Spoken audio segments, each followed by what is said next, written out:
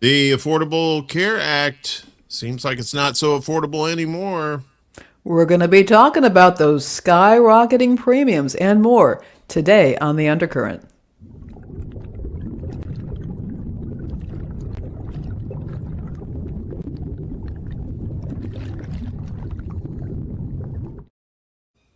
Greetings and salutations from planet Earth. Indeed. And Good Arkansas. Is morning. Arkansas part of planet Earth?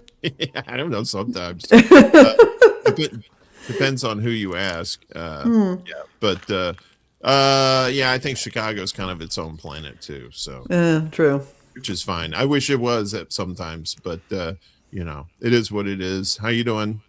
I am doing awesome. How have you been, Uncle Warren? Doing well. I was talking about this before the show. Me and my buddy Ed went up to Evanston, Illinois, for a friend, his cousin-in-law is opened a pizza joint up there. I believe it's called Pizzeria DeVille. Ooh. Right there, yes. Uh, so that's at 1527 Chicago Avenue. There, right there in downtown Evanston. Never been to Evanston before. It's a nice joint. I was born in Evanston. Oh yeah. Yeah, I was born in Evanston. I was adopted through the Cradle, which was an adoption agency to the stars. A whole bunch of people. Donna Reed adopted from there. Bob Hope, George Burns, Harpo Marx. They all adopt. Victor Borgia, Gail Sayers, all adopted from the Cradle. They were known for that, and so I was at the Primo Adoption Agency. I also went to grad school there. Went to Garrett Evangelical Seminary. So I've lived in lived in Arkansas. I've lived in Evanston and gone to school there, and I was born there. Great place. Worth checking Yeah. My out. my old man said they found me under a cabbage leaf, so not so much of a prestigious adoption agency. They was just like, yeah, he was there. We'll put him to work. But yeah, it was great food up there. They did what they call a soft opening. Yeah, yeah. So they had us in there, family and friends, and yeah, the staff was very nice. It's a good location too, right on the corner. They're right in smack dab in downtown. So very excited about that place. It gives you another reason to go up to Evanston. That's for sure. So Evanston is great. I mean, it's a great place for walking. It's on the lake. It's easy to get back and forth into Chicago. It is beautiful. Some of the homes up there, I don't know if you got to spend any time looking at those homes. They're just incredible homes up there. Good food all the way around. And the food tends to be affordable because it's a college town. yeah. Northwestern's there. So, I mean, you can do fine dining, but they've got stuff at other lower price points. And the food tends to be pretty good. Yeah, it was. I liked it. I liked the architecture there. I liked the. It was. You kind of had like this somewhat of a big city vibe to it, but then at the same time, it was very quaint. And yeah, I can. It seems like a hell of a college town to be in. Yeah. And yeah, like you said, it's just right up the pike there from Chicago too. If you want to go down in the city, go see a show, concerts or whatever. It's not that far to go. Didn't take us long to get up there. I think probably maybe like 20 minutes or Yeah. something. We got lucky with the traffic. That was the thing. So, And you can get up to the North Shore. You can go up to Ravinia if you want to do that. You can even take the train right up to Wisconsin. oh, that's cool. Was that Yeah, the Metro. the Metro? Yeah, Yeah, yeah. just go take you right up to Wisconsin. You might be in Kenosha. All kinds of stuff you can do. It's a good location. Go get those cheese curds. Butter burgers.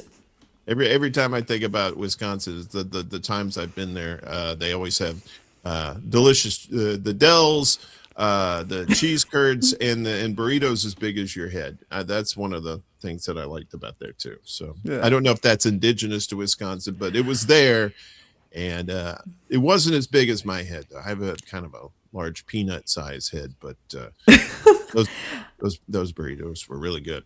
There was a place down in Normal, Illinois, where I went to school. They had La Bamba. They had burritos as big as your head too. So maybe I don't know. That was 40 years ago. So I'll just leave it at that. Yeah, no, well, yeah, that far away from Mexico too. It's kind of interesting to see that there's such a burrito contingent of people who, I mean, really, the burrito should be like the universal language in the universe. Like if ET ever comes here and lands on the White House lawn, we should give him a burrito and say welcome to Earth, and then no space war, hopefully. But maybe Chuck knows something we don't. Chuck's in the chat. We got CBC voter here too, and Matt Sarjay, the unholy trinity. All right. Or Holy Trinity, depending on your religion. We got a big show for you today. We're going to be talking about later in the catch of the day, the Affordable Care Act premiums soaring, and and now it's starting to hit people pretty hard. So we'll get to that in just a moment. But first, let's get to the Riptide, not to be confused with that 80s show with Joe Perry. Remember that show, Riptide? And Joe Perry and what was his name? Something King. Anyway, it was a very obscure TV show. If you don't know it, that's fine. There's no points awarded if you do. So, let's get to it. Of course, Kristi Noem out, and now Mark Wayne Mullen. Wayne Mullen. I always want to say mullet, but probably the name like Mark Wayne, but it's so tempting. So Senate votes to confirm Mullen as the new DHS secretary. The Senate confirmed Mark Wayne Mullen as Homeland Security Secretary late on Monday, approving Trump's nominee to take over the embattled department after the firing of Kristi Noem during a public backlash over the administration's immigration enforcement and mass deportation operations. Mullen, a Republican senator from Oklahoma, known for his close friendship with Trump, tried to present him. Yeah, I know, right? It seems like that's who he sounds. Trump surrounded himself with all his pals, or at least yes men or yes women. Yeah, I don't think he has pals, but that's my take on that. Yeah, pals in quotes. Has tried to present himself as a steady hand, saying his goal as secretary would be to deport everybody. No, I'm just kidding. Would be to get the department off the front page of the news. Well, I doubt he's going to do that.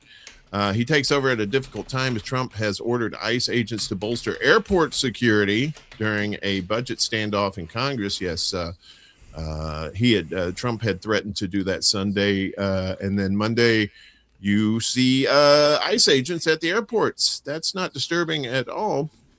And he tangled with the Republican chairman of the Homeland Security Committee, who questioned Mullen's character and temperament during last week's combative confirmation hearing. Senators confirmed him on a largely party line vote, 54-45. Senator Ron Paul was the only Republican not to vote for him. And John Fetterman was the only Democrat to vote for him. Oh, Fetterman. You delicious lurch of the 21st century. Delicious. If you want to lick him, go right ahead. But yeah, he looks like an old Tootsie Roll pop that got left out in the yard for a couple of years that nobody picked up. Yeah, Fetterman. I got to think that the people in Pennsylvania feel like who voted for Fetterman got sold a bill of goods with him, because he's pretty much been, for the most part, has been voting with Republicans this whole time. He's the new Kristen Sinema. That's who he is. Yeah, I mean, Sinema, I don't know. My sense of her is that she was a bit more calculating. Fetterman strikes me as somebody, frankly, who, I'll put this delicately, is vulnerable and unfortunately easily manipulated. That means he should not be in public office, in my view. But nobody seems to care what I think. Well, after his medical mishaps, at some point you just have to say, this is not for me. I mean, there are other things you can do in that position, in those positions. But when you've got these limitations, you've got to make some better choices. And people around you need to not be fluffing you up. And I think, unfortunately, he may be listening to people who are hissing in his ear at this time, and see him as a target for manipulation, and that really does concern me. Well, yeah, I mean, Biden was kind of the same way. He wasn't exactly all there towards the end, too, and I'm pretty sure people were manipulating him, too. Yeah. I just want to give a shout out to our buddy Jamar Jabari. Yeah, good to see Jamar. Yeah, he. Would you call me Willie? We don't all look alike, Jamar. But we are all 69 babies. That's right. I believe Jamar's going to have Willie on his show this afternoon or this evening. Okay. Put that info in the chat, Jamar. Yeah, please do. Let us know about your show tonight with Willie. Always a good time when those guys get together too. So, meanwhile, Meta forking over some more cash. Ooh, what's going on, Uncle Warren? What's going on? So Meta was ordered to pay $375 million in New Mexico over child exploitation and user safety claims. Oh, didn't want to do that. You can there. A New Mexico jury yesterday found Meta Platforms violated state law in a lawsuit brought by the state attorney general, who accused the company of misleading users about the safety of Facebook, Instagram, and WhatsApp, and of enabling child exploitation on those platforms. After deliberating less than a day, the jury found that Meta violated New Mexico's consumer protection law and ordered the company to pay $375 million in civil penalties. Of course, it's a civil trial, so no jail time, unfortunately. Once again, another payment, another slap on the wrist. The verdict marks the first time a jury has ruled on such claims against Meta, as the company faces a wave of lawsuits over how its platforms affect young people's mental health. I would also suggest older people's mental health as well, with some of the crazy shit that's on there. We respectfully disagree with the verdict and will appeal, a Meta spokesperson said in a statement. Probably came from one of their AI robots. We work hard to keep people safe on our platforms and are clear about the challenges of identifying and removing bad actors or harmful content, or certain opinions about certain places, too. In a statement, New Mexico Attorney General Raul Torres, a Democrat, called the verdict a historic victory for every child and family who has paid the price for Meta's choice to put profits over kids' safety. The substantial damages the jury ordered Meta to pay should send a clear message to big tech executives that no company is beyond the reach of the law, he said. Although $375 million sounds like a king's ransom to you and me, but to a company that makes billions and billions of dollars each year, is it really? I mean, maybe. In the second phase of the trial in May, Torres said his office will ask the court to order Meta to make changes to its platforms to protect children and to impose additional financial penalties. Meta shares were up 0.8% in after-hours trade following the verdict. Shares were up. The state had asked the jury to award more than $2 billion in damages, but that obviously didn't happen. So this is an ongoing thing for Meta and a lot of these other platforms too. As far as like the safety of children is concerned, I know the parents should have some involvement in what their kids are looking at online too, but at the same time, I don't know. Like I said, 375 million, on paper, that sounds like a big win, but it just seems like somebody just paid a fine. What do you think? Yeah, somebody just paid a fine, and we've been talking about this for years.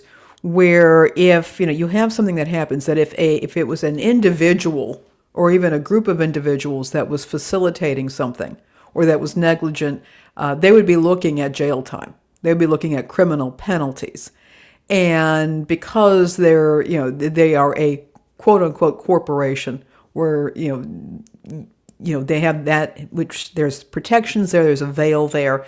And where it's they can say it's just a we rather than a you or me or I. These folks are not going to get those criminal penalties. So you have people who would, who, if you're facilitating the abuse of children, and yes, this has been going on in social media, some really vile stuff. I won't even describe what is happening because it's that upsetting. Mm-hmm. If you were facilitating that, you would be looking at jail time, or at the very least, if you weren't, even if you weren't doing it, you'd be looking at probation. You'd have a criminal record. There would be serious penalties against you as an individual.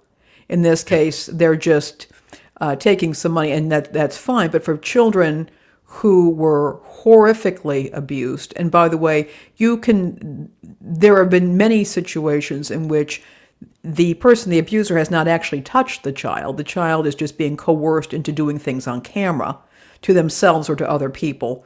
It's horrific. Yeah. This is a known problem. It's been a known problem for a while.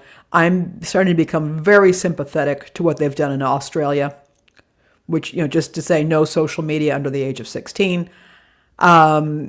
This is something that I don't think any of us anticipated. I'm glad to see something being done, but again, there needs to be criminal charges, in my view.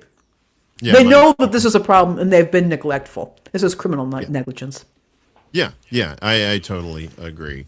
Do you remember, like a few years ago, a couple of years ago when you were in high school? Do you remember having metal detectors or anything like that to go into your school? We did not have metal detectors. We did have cops. I mean, and people seem to think that this is some new thing. Both of my high schools, suburban high schools, and there were in-house cops at the school, but we did not have metal detectors. I grew up in a rural area down south, and not only did we not have metal detectors, kids who were deer hunters would they'd come to school with guns. They'd leave them in their vehicles. They put them on the gun rack, and that was like no big deal, right? It was like nobody really thought anything about it. Some people, there may have been a few people like, well, I'm not really a big fan of guns, but they weren't like frightened that these people were bringing guns to school. Everybody talks about Columbine, but I remember, I think it was 91 before then was at Pearl High School in Mississippi, and that's where you had Luke Woodham, who had came in and shot up the school, killed some students. Yeah. And that kind of got the ball rolling as far as like people being afraid of violence in schools, especially with weapons. So now Georgia is saying they could be the first state with weapons detection in all public schools, not metal detectors. This is like some AI technology stuff. So Georgia could become the first state to require every student to be checked for weapons when arriving at a public school each day. A bill is nearing passage that would require weapons detection systems in a further reaction to a 2024 school shooting that killed 4. That rifle would have never reached our hallway, says Daria Lejinska, a junior at Appalachia High School in Winder, where the shooting took place. Lives would have been saved. Families would not be grieving. Students like me would not be carrying this trauma. Some schools have long used metal detectors or required students to carry clear backpacks. I remember that when they started making them do the clear backpack so you could see what's in there. Yeah. Cut down on weapons, but a new generation of technology marries computer analysis with cameras or the same electromagnetic fields as metal detectors to detect knives and guns. The systems have spread rapidly through schools, arenas, stadiums, and hospitals. It's very commonplace for me to walk through a weapons detection system when I enter into a courthouse, said Chuck Efstratian, the bill's sponsor and Republican House Majority Leader who represents the Appalachia campus. Georgia students and educators deserve similar security with weapons detection systems inside of every Georgia public school. There's little rigorous research nationwide proving that weapons detectors prevent school shootings. In Georgia, there are questions about who will pay what can be $10,000 or more per system. School employees must staff checkpoints and search bags, and even supporters of the system say searchers can become dulled by a multitude of false alarms and miss the few actual weapons. Some question whether weapon detectors are necessary in elementary schools, as Efstration's bill mandates. and those who find Georgia's gun laws too permissive say installing weapons detectors everywhere is a form of surrender, accepting that society will be awash in guns and violence. The Senate committee on Monday passed an amended version of administration's bill, meaning it needs final votes in the Senate and House in the closing days of Georgia's 2026 legislative session before reaching Republican Governor Brian Kemp's desk for his signature or veto. And how these things work is it works similar to a metal detector. So, but when it detects the metal, the AI is able to see what that metal object is and determine whether it's a threat or not. It could be like some metal lunchbox. I don't think they do metal lunchboxes. Those things are too dangerous these days. But some form of, innocuous metal or something like that, maybe keychains or something like that, as opposed to it seeing actual weapons, which is all well and good. Yes, if you want, trying to keep guns out of the schools is probably the thing to do, obviously, but it kind of still ignores the overall meaning of why people are bringing guns to school in the first place, and that usually has to do with mental health. And of course, as we're going to talk about, healthcare in this country is very expensive now, and that includes mental health care as well. What do you think? Yeah, I mean, I'm interested in this. I'm interested in the technology. I'm going to have to look into this. What role is AI playing in this? How is AI, detecting what this object is, as opposed to a fully innocuous thing like a keychain or something like that. The other thing that I'm wondering is, okay, if this is going to increase body searches, are the schools prepared for that, and doing that in a way that does not unduly invade the students' privacy, that doesn't compromise their well-being? I'm not particularly crazy about the idea, say, male security officers or even police officers being able to strip search a female student, or even a male student when it comes right down to it. So what kind of protocols are being put into place? Are they going to call the parents first? I mean, how are they going to handle this? If they get a lot of false positives, and we know that AI messes up a lot, it's just going to have an increase in students being searched and being pulled aside and being distressed, which could actually, in extreme cases, could trigger some kind of an outburst, but would otherwise make a student not want to go to school. So, I mean, I'm concerned about that a little bit as well. I mean, do they have the processes, the funds and the processes to back up what these systems are? Are they going to be reviewed on a regular basis to see how effective they are? That is what I'm concerned with. But also, as you point out, there's an overarching thing here.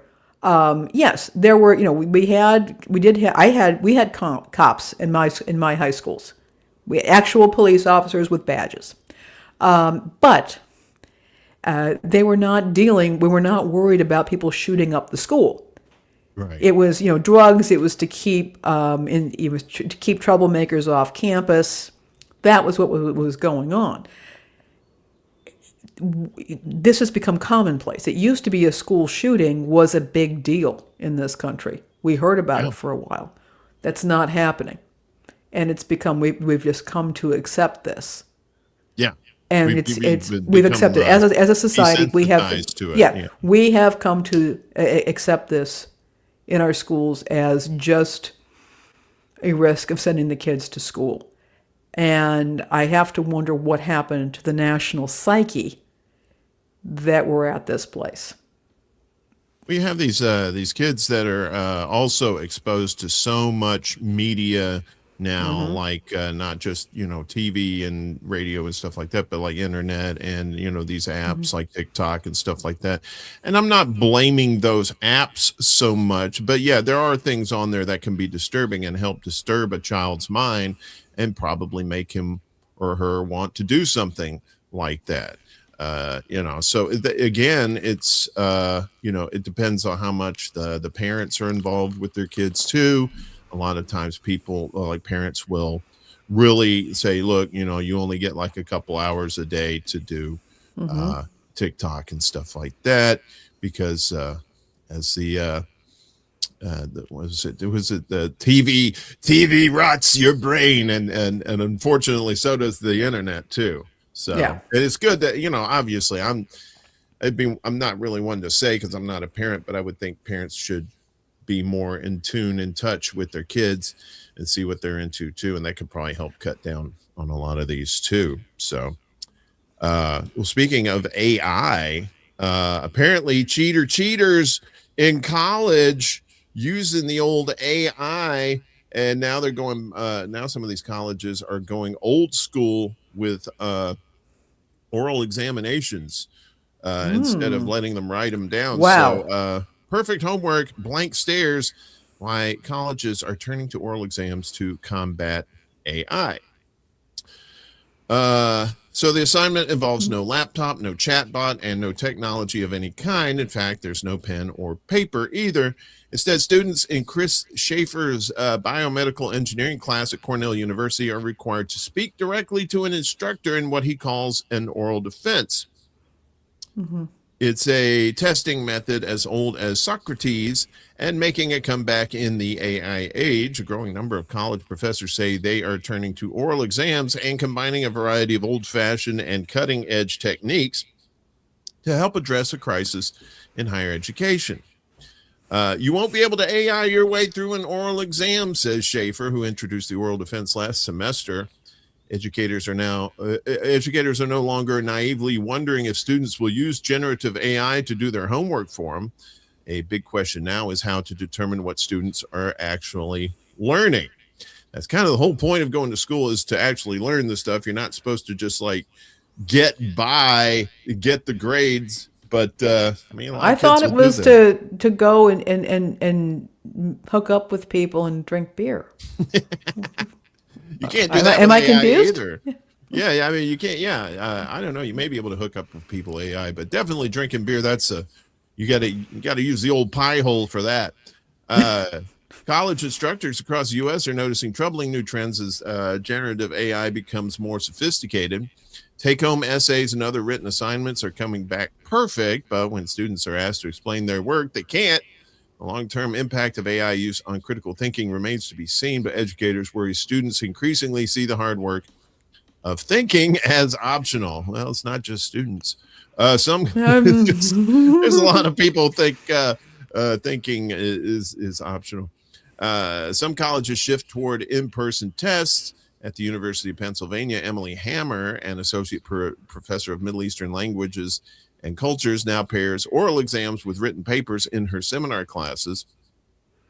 It comes across as if we're trying to prevent cheating, Hammer says. That's not why we're doing this. We're doing this because students are actually losing skills, losing cognitive capacity, and creativity. Hammer forbids AI use on all writing assignments, but tells her class she knows she can't enforce that. However, if they haven't written their papers themselves, defending the material face to face will likely be a very stressful situation. Hammer's class is part of a massive shift toward in-person assessments, both written and oral at Penn, says Bruce Lenthal, executive director of the school's Center for Teaching and Learning. The Ivy League school is one of a small but growing number of universities that have started running faculty workshops on oral exams. Oral exams are not traditionally part of the modern American undergraduate system, unlike certain European universities. For instance, in the Oxbridge tutorial system in England, students meet faculty for weekly discussions. Some U.S. colleges saw a move toward oral exams during the COVID-19 pandemic to address concerns about online cheating, and interest has intensified since the launch of ChatGPT in 2022. During the pandemic, engineering professor Hugh Key, I think that's key, launched a 3-year study at the University of California, San Diego on how to scale oral exams. Several universities have since invited her to provide faculty workshops or discuss her research. At NYU, several types of oral assessments are on the rise. More faculty are requiring office hours, assigning presentations, and cold calling on students in class. Instructors are saying, I need to look at my students in the eye and asked, "Do you know this material?" Said Clay Shirky, Vice Provost for AI and Technology in Education. One NYU professor has put a modern spin on the traditional oral test. Panos Epiriotis, I had that once, but I got a cream and it cleared it up. A professor at NYU Stern School of Business unveiled an AI powered oral exam last semester for the final class in an exam on AI product management. He calls it Fighting Fire with Fire. Students log in from home and at any time that fits their schedule. A voice clone from a business school professor greets them. "Hi there," says the voice on the screen. It asks for the student's name and school ID number and then says, "I'm ready to conduct your exam today." It's kind of ironic that you're kind of trying to defeat AI with AI, I guess. But yeah, I guess fire with fire. The chatbot starts with questions about a final group project and drills into details based on each student's answers. If the student stumbles, the AI agent gives them clues along with criticism and positive feedback. He grades the exam separately, also with the help of AI. You can check out this full article on our Substack. That's the Undercurrent for you, the number 4 and the letter U at .substack.com. But I wanted to talk about this for just a second because that's the thing. I think this is the best way in order to combat the cheatery, the cheating and the cheatery that's going on, but also it brings back what should be an education is more kind of a personal relationship, an educational relationship with the teacher and student, right? Where there's like, you have these classes that are 40, 50, 100 people in there, and you don't really get that one-on-one with the teacher. And now they're kind of having to be forced to do that. Yeah, I think that, this is, I think it is to the good. Oral defenses certainly, are a part of graduate programs, and not all of them, but in many cases, graduate programs, there's going to be that oral defense. I had to do that when I did my MDiv. It was part of the MDiv program. It was not so much I didn't have to write a thesis, but there was a project that I had to do during one phase of that program, and I had to defend it to 2 faculty members. And I think that this is all for the good. I'm glad to hear about the professors calling on students. It may bring back the old, even when you have those large seminar classes, they have the teaching assistants who have their small groups, and that can be required to do that. But I do think that this may be an excellent way of assessing whether the students fully understand the material. And if they're not, and that proves to be an ongoing problem, then that's something that the faculty has to work on. That's something that the school has to work on to say, hey, we're going to have to shift our pedagogy here. We're going to have to mix things up a bit and make it so that these kids are actually learning something. I understand this is uncomfortable for everybody, but I think this is a real opportunity to improve the quality of education in this country, and also to remind a lot of us what we're losing with AI. I mean, AI has its place. I use it every day, but I have to I've actually set limits on myself with it, for what I use it for and how I use it. And I use it, I can use it as a spur for ideas to help me organize massive projects, but I have to set those limits because otherwise I find myself getting very lazy. Yeah, it's very, and I even starting to hear people having AI withdrawals when they stop using it because they have become so dependent on it so quickly. And I think a lot of these kids don't realize too that you can probably just skate your way through college if you use AI, and because a lot of these jobs once you get out require a college education, but then a lot of these jobs also require you to understand what you know about your degree as well, the information that you were supposed to learn in college about that too. And you're going to see the quality of a lot of these professions go down as kids are able to kind of cheat the system that way, and cheating themselves too, to a certain degree too. So it's like, I mean, if that's what you're doing in college, I mean, why are you even in college? Don't Again, one of the things I've been saying, though, there's been degree inflation in this country. A lot of people are being compelled to get degrees simply so they can get jobs that people not so long ago were doing just fine without degrees. And so I think that in and of itself is a problem. And of course, the cost of higher education at this point may end up sorting that problem out one way or another. But I also think that what can happen is people are, we will go into the jobs and they've lost their ability to troubleshoot. Mm-hmm. They've lost their ability to identify patterns.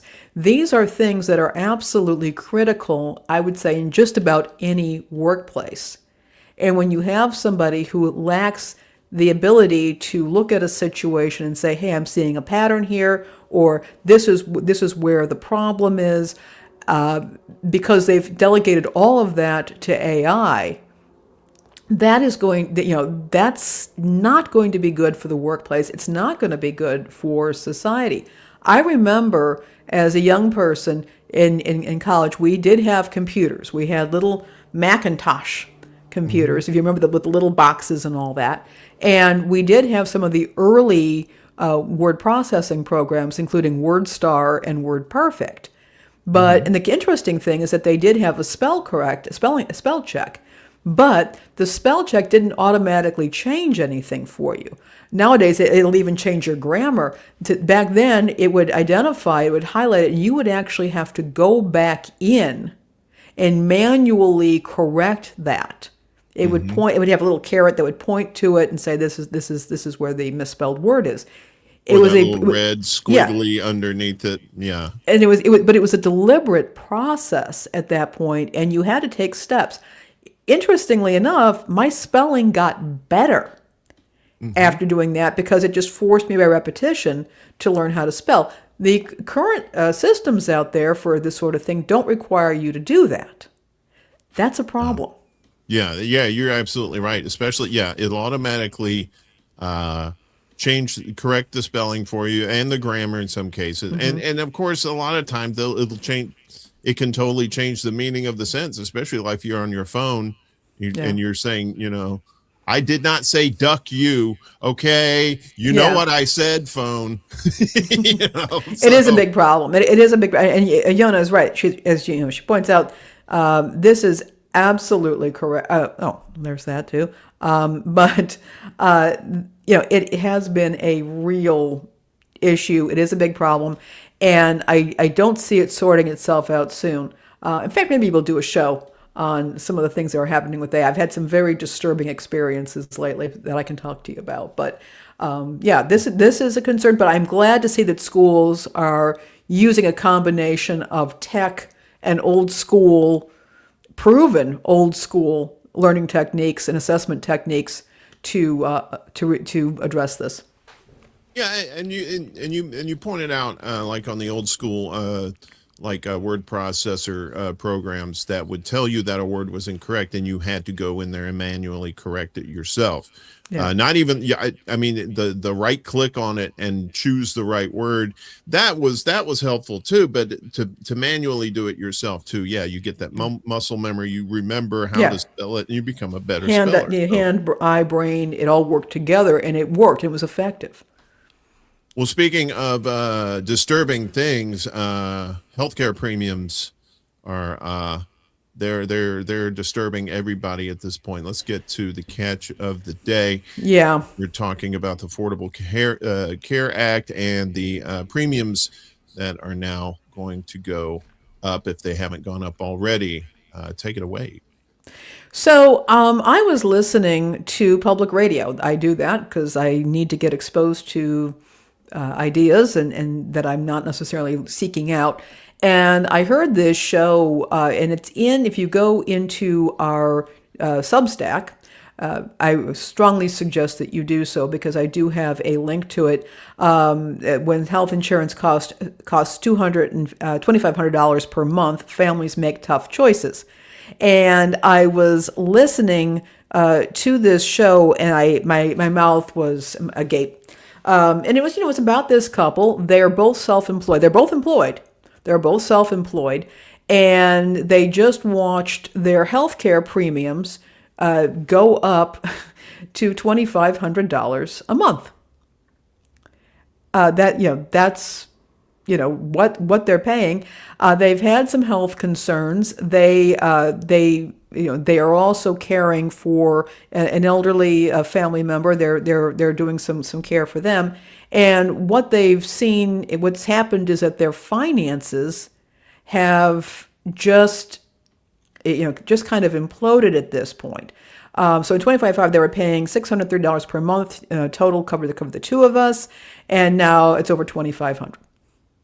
And then because the subsidies were not being per month, and they pointed out things, and they pointed out, I'll go into this in a second, but they pointed out that they've had to strip every possible so-called luxury at this point. But that that included things like they had a house cleaner who came in with the housekeeping, and that may sound like a luxury, but I want to point out a few things. These are busy working people. They've had some health challenges. They've been helping out with a family member who's had health challenges, and so when you're self-employed, your time is precious. So having a housekeeper who could come in every once in a while to help with cleaning was actually pretty important just to the functionality of their household. But now that they no longer can afford the house cleaner, that house cleaner no longer has that client. So there's a trickling down here that happens when people say, don't buy lattes, don't buy avocado toast, don't go to the bar, this, that, and the other thing. Fair enough in terms of personal. I know. I've heard that's avocado toast. It's like, shut up. Nobody's eating avocado toast. Come on. Yeah, but please. But there is a trickle down here. Yes, in terms of personal finance, you want to live within your means. But at some point, when people are cutting back on certain types of discretionary spending, that's going to impact the local economies and other people's incomes significantly. And so that is part of the cost when people are tightening their belts. And so I looked into this a little bit, and this was a survey that came out, KFF. It came out, it's from medicaleconomics.com. So they're looking at half of returning people who are enrolled in so-called the ACA, otherwise known as Obamacare, saying that costs are a lot higher. 51% reported much higher overall costs. 80% reported increases in premiums. 1 in 10 are not insured anymore. So also they're pointing out that many of the people who are exiting the ACA altogether are aged 18 to 29, which risks worsening the risk pool morbidity, which that's going to mess up with how healthcare is determined by the insurance system, because there's a higher level of risk when you have older people who are making up the pool of people who are of the insured. So people are cutting food. They're worried about hospitalization. They're worried about things like ambulances. I was just talking to a gentleman, a young man, significantly younger, who told me, who has insurance, recently had what appeared to be a medical emergency. It turned out to be fine, but he was taken in an ambulance to the hospital. It was determined he needed an ambulance, and turns out the ambulance is out of network. Of course. Yeah. So, and of course, you don't get to pick and choose your ambulance. No. So now he is looking, in addition to whatever kind of coverage he is also now having to figure out how to pay for this ambulance, and that can ding his credit. And and I don't know that Arkansas has protections against medical debt impacting your credit. I'd have to check on that. But that can impact his credit, and make it harder for him to, say, get a job in the future, to to get credit for something else, to buy a home. So that can have a really devastating effect on people's personal finances, and that's going to drag the economy down. Mm-hmm. So effectively, with the ACA premiums soaring, we have a whole lot of people in this country who are either dropping coverage altogether. We've got a change in the risk pool. We have people who are unprotected in the case of an emergency or an out-of-network cost that they cannot reasonably avoid. Particularly if you have an anesthesiologist, that's an old hospital trick. Everybody, your surgeon is is in network, but they're bringing an anesthesiologist who's not. So you end up having to pay for that. You've got people who are cutting food and necessities in their homes, and you have people who are cutting out discretionary spending, which helps to support local economies. This is potentially very grim. And, I have a friend, Bill Turk, you've met him, and he has a saying that if nobody pays for it, everybody ends up paying for it. Mm-hmm. When you have couples in their 50s, if they are having medical emergencies and there's nothing there to keep them from losing their home or from having to spend down all their savings, and they end up fully dependent on social welfare programs, well, guess what? Nobody wanted to subsidize the insurance or, what the heck, have a universal health care system like they do in most developed countries. I think all developed countries except for us. And they don't want, people want to pay that, fine. We're all going to pay for it in a sicker population, increased disabilities that might have been avoided, increased homelessness that now requires us to find housing for people, and or dealing with the aftermath of people who succumb to deaths of despair. Yeah, and this is one of the fears that people were having back when Obama signed this into law, right? Where people were clamoring for a single payer health care. He started with that, and the negotiations went down to basically what it was Romney Care. Just a reminder for those what it actually came from, where Mitt Romney, governor of Massachusetts at the time, was doing it there.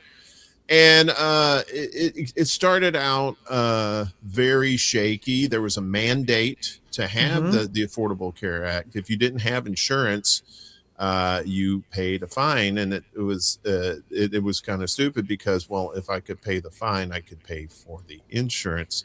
And at times it did help a lot more people get insured. But now here we are, it being at the whim of later Congresses that can, deny these subsidies that help keep those costs down lower, and you find yourself in the pickle that we're in right now. I was talking to our buddy Ed about this the other day about how some people are just bypassing insurance altogether and taking short-term loans out at their banks.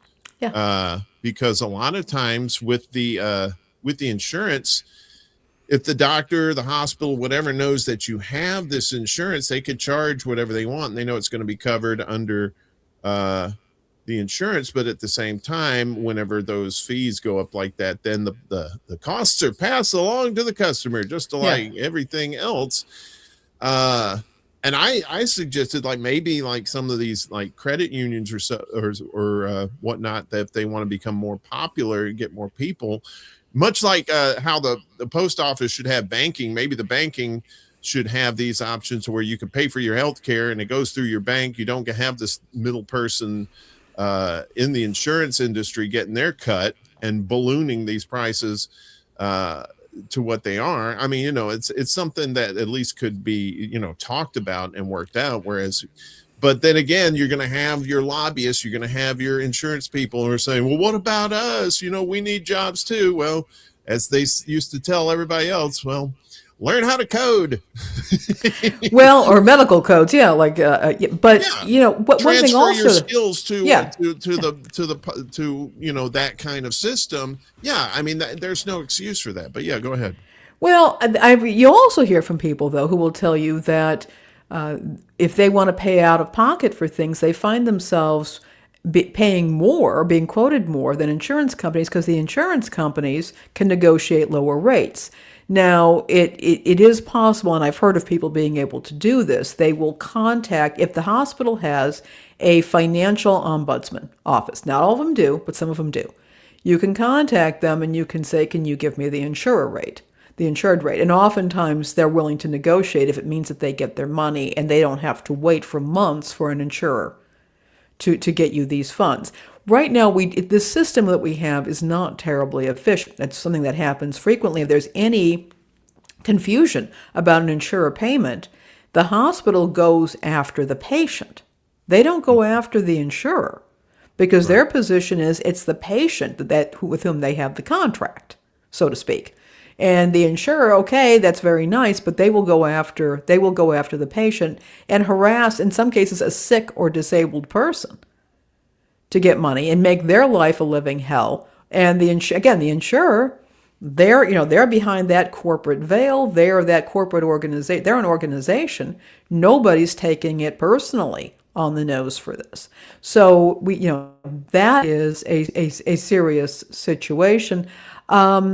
And it's people are finding themselves in very difficult situations where they're having to make choices. Again, they're having to make choices between healthy eating or even unhealthy eating, but they're making choices between eating and buying clothes or rehabbing their homes. And yeah, you want to be in. Again, home is an investment, and if you don't keep it up, that the value of your investment goes down, and that will drag down your overall wealth. And if a person is spending thousands of dollars each month, or a family spending thousands of dollars each month on insurance, plus whatever is not covered by that insurance, they can't maintain their homes as well as they could.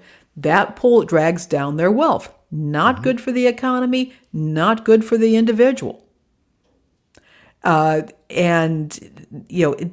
this is a far easier fix than I think people think it is. During the pandemic, when the vaccines came out, it was a very efficient process. The healthcare system and governments showed that they could, when they want to get it together, they could get it together.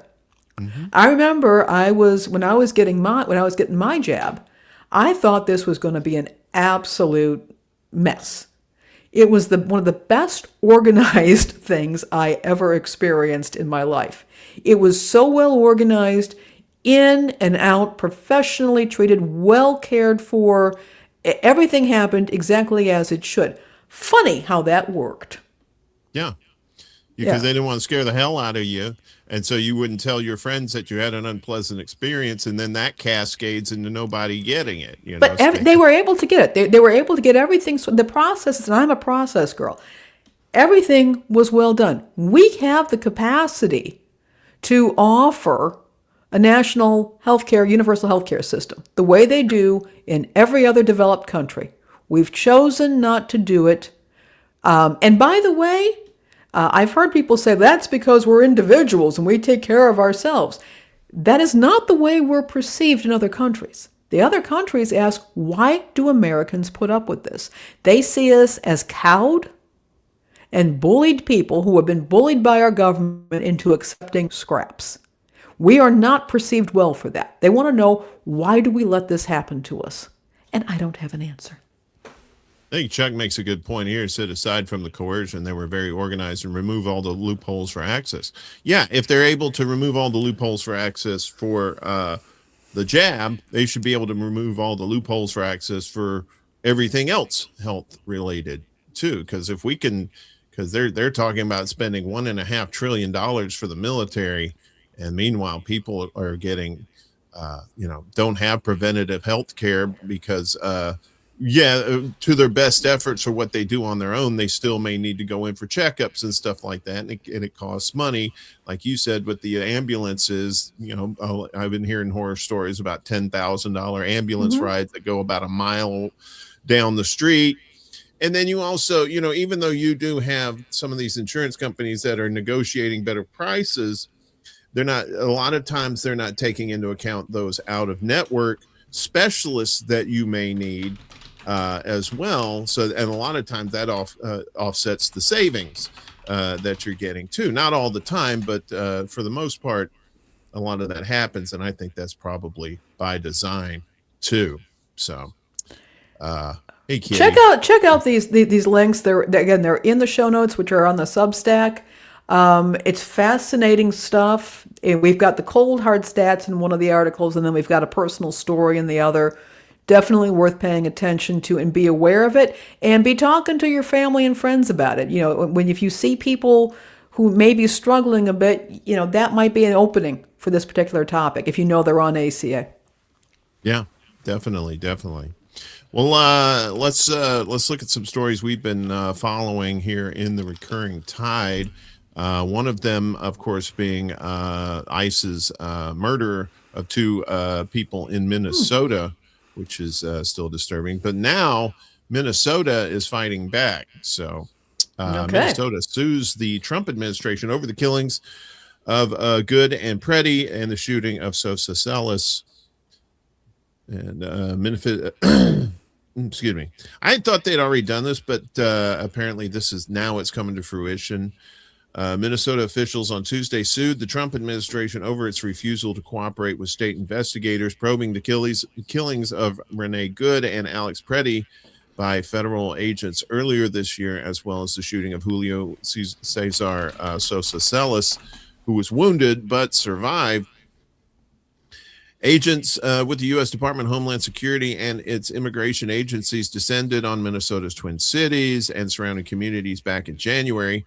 Protests and national outrage over Trump's Operation Metro Surge mounted after a series of related shootings in Minneapolis, leading to the current funding fight in Congress that has partially shut down DHS. And just a reminder, ICE is already fully funded.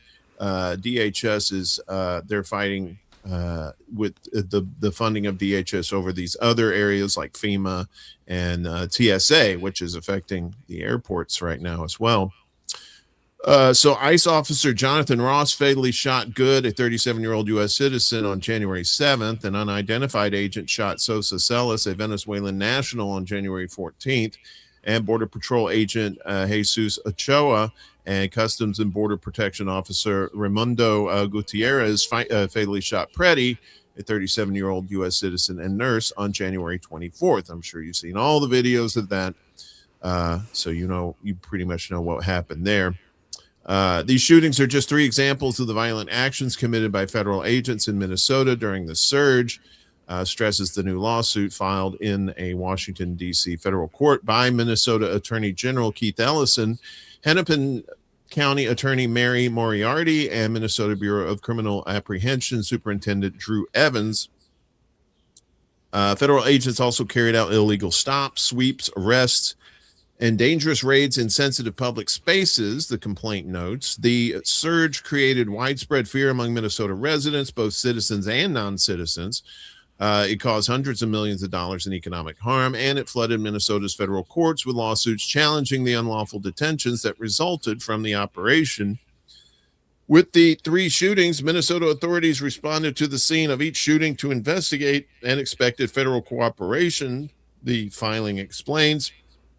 At the scene of the first two incidents, the killing of Renee Good and the shooting of Julio Sosa Salas, federal agents initially indicated that they would work with Minnesota authorities and share relevant information. State investigators thus began their work in reliance on that understanding.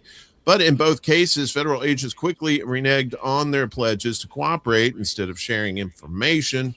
Federal authorities took exclusive possession of evidence that had been collected, and they denied Minnesota investigators access to key information, the document details.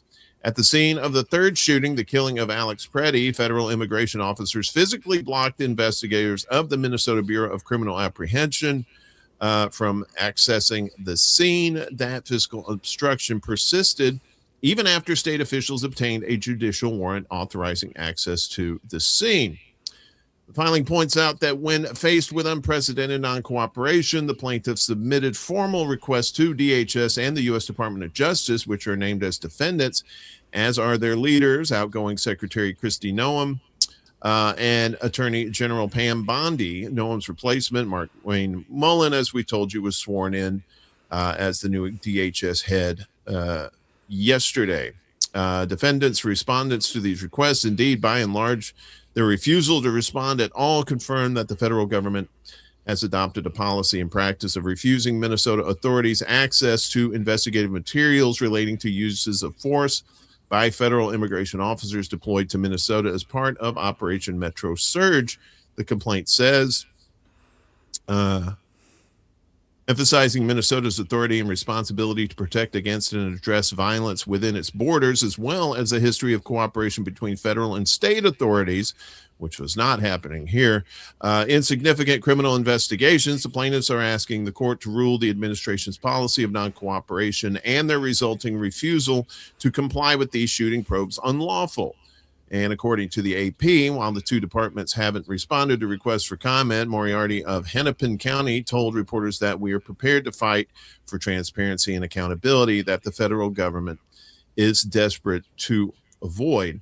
And I believe, I could be wrong, but I believe that part of this shutdown of DHS funding is also the Democrats who are holding this up also want some changes within ICE itself, right? Where they don't want them to be masked anymore. They want them to have credentials on them. They want to have identification because a lot of times some nefarious groups have been posing as ICE officers. And because of the negligible identification, if anything at all, a lot of people were getting harassed, sometimes, assaulted and God knows what else by these groups. And I feel that's important. I think it is, if they're talking about the funding for ICE, they're not going to be able to shut that down. It's already built in now. They already have that. I guess the one big beautiful bill made that happen. But changes to what ICE does, obviously, I'd love to see ICE be gone. I think it's just another area of bureaucracy that we don't need, that was under the Department of Homeland Security. So I agree with those people there who say that should be gone. We already had Border Patrol, and we had the INS too, Immigration and Naturalization Service. We didn't need ICE. We don't need these Gestapo tactics either. So good on Minnesota for filing this lawsuit. I'll be interested to see what happens afterwards. Yeah, I mean, I think that I have concerns about the continued unity of the United States. But I am glad to see that Minnesota is taking a stand at this point. If you're going to invade our communities with these goons, and I have no problem with calling them goons, that's what they are. Yeah. At some point, people have to take responsibility for their career choices, and there are some careers that simply are unconscionable. And this is one of those cases. Right. So I'm glad to see Minnesota doing this. Yeah, and they were given carte blanche to basically do what they want, right? After Renee Good was shot in the face, they instantly wrapped up the investigation on the federal level, saying, "Oh, well, everybody saw the videos." I'm like, well, yeah, everybody saw the video. She got shot in the face. The lady was pulling away. You could see. And then with Alex Preddy too. He had a weapon on him, but it was a legal weapon. He had every right to have that legal weapon. He had every right to have that. They kicked it away from him. You could see it in the video, and then they shot him. Yeah, they're thugs. They're thugs. This is just some. This is almost like this is basically organized crime, but on the federal level and not on a personal level. If you think about it, I have and I am not a huge enthusiast about open borders, and I've got some real questions about about immigration. But this is not the way to go about it. This is not the way. And what I'm seeing is a bunch of jackbooted thugs who are invading our communities. And I want their names, I want their numbers, and I want us to see their faces. There it is. I think we're also seeing like a handful of cases where illegal immigrants are committing crimes, murders, that sort of thing, and they're being amplified by a lot of conservative pundits saying, "See, making it sound like it's like an across the board, it's happening everywhere kind of thing." When in reality, when you look at the numbers, yes, it's happening, but not nearly on the scale that these pundits are making it sound like. And of course, the Republican or anybody who supports ICE are saying the same things too. We need them. We need them. I mean, at the cost of regular citizens getting murdered? I don't think that's a fair trade-off. Occam's razor says that these are, in fact, completely random. When these happen, there have been a couple of high-profile cases recently, very disturbing high-profile cases. And Occam's razor says that this is random, and that the media and various interests are glomming onto them. But again, some of this could be orchestrated, or at the very least, the media attention is being orchestrated to make this situation as it is. I have to say it's very disturbing. Obviously, anybody losing their life is horrible. Women have been targeted, and there have been 3 cases now where women have either been killed or stabbed, and 2 of them in Chicago. They've been targeted. I don't know if this is how organized this is or not, but the reality is it's being used to promote this narrative supporting ICE. Again, all of this could be addressed without ICE. Yeah, and it has been in the past. And it has been in the past. We had the Border Patrol, INS. We had those. We didn't need more bureaucracy in this case. And, now you're seeing untrained idiots wandering the streets with carte blanche to beat the crap out of citizens, to kidnap people. There was a woman who was kidnapped at the airport. Yeah. And I've seen this just happened recently because they're bringing in the ICE agents to cover for the unpaid TSA agents, which is not making me happy. And I saw a woman again. She was being carried off by 2 guys. I couldn't tell who these guys were. They could have been anybody. It could have been it could have been you and Chuck walking in there and just taking off some woman, and she's screaming for help. Nobody knew what to do. And this is what happens. We might be, again, if this is the way ICE operates, there's going to be bad actors who are going to say, "Hey, I'm ICE." People are already. This has been a known tactic for people to impersonate police officers, to abduct people and do horrific things. ICE is making it so easy for psychopaths, other psychopaths, I should say, to go ahead and do this. Well, they're using for intimidation purposes too. I was reading something about the new DHS guy, Mullen, who was talking about using ICE at polling places. Excuse me. During election time, and that kind of the consensus right now is that the Republicans are more than likely going to get slaughtered at the polls, and probably the House and the Senate are going to become under Democratic control, right? So what do? You send ICE down to the polling places and make sure none of those illegals vote. And it doesn't matter if they're illegal or not. It really, in their sense of thought, because like you said, there's no accountability. They could just take whoever they want, intimidate people, maybe even keep the people away from the polls, thinking that, ICE is there. I don't want to be there. Even if they're naturalized citizens, even if they're just, they're legally here in this country. So we have to keep an eye on that too. I found that to be very interesting that, really? You're going to have them at the polling places? I wonder why. Yeah. Yeah. So absolutely. I tell you, there's nothing worse than stealing from poor people.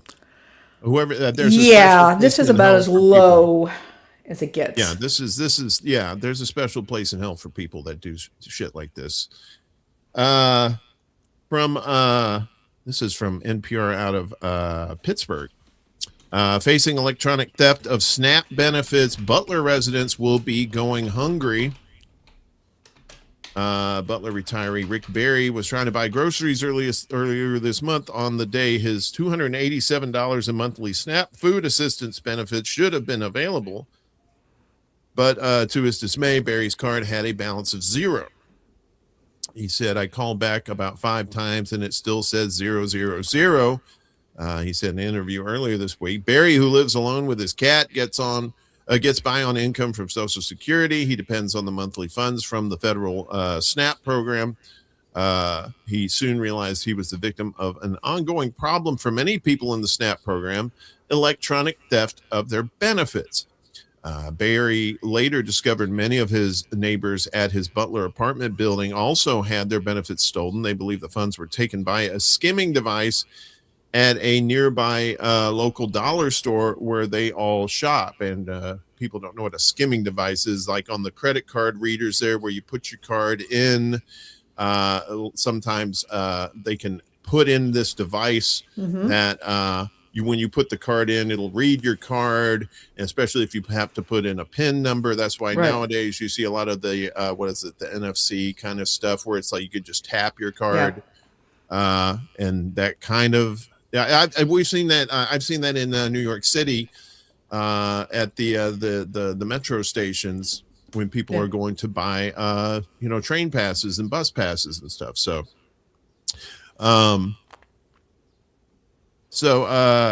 he said there's going to be people that are definitely going hungry in this building here in the next few days.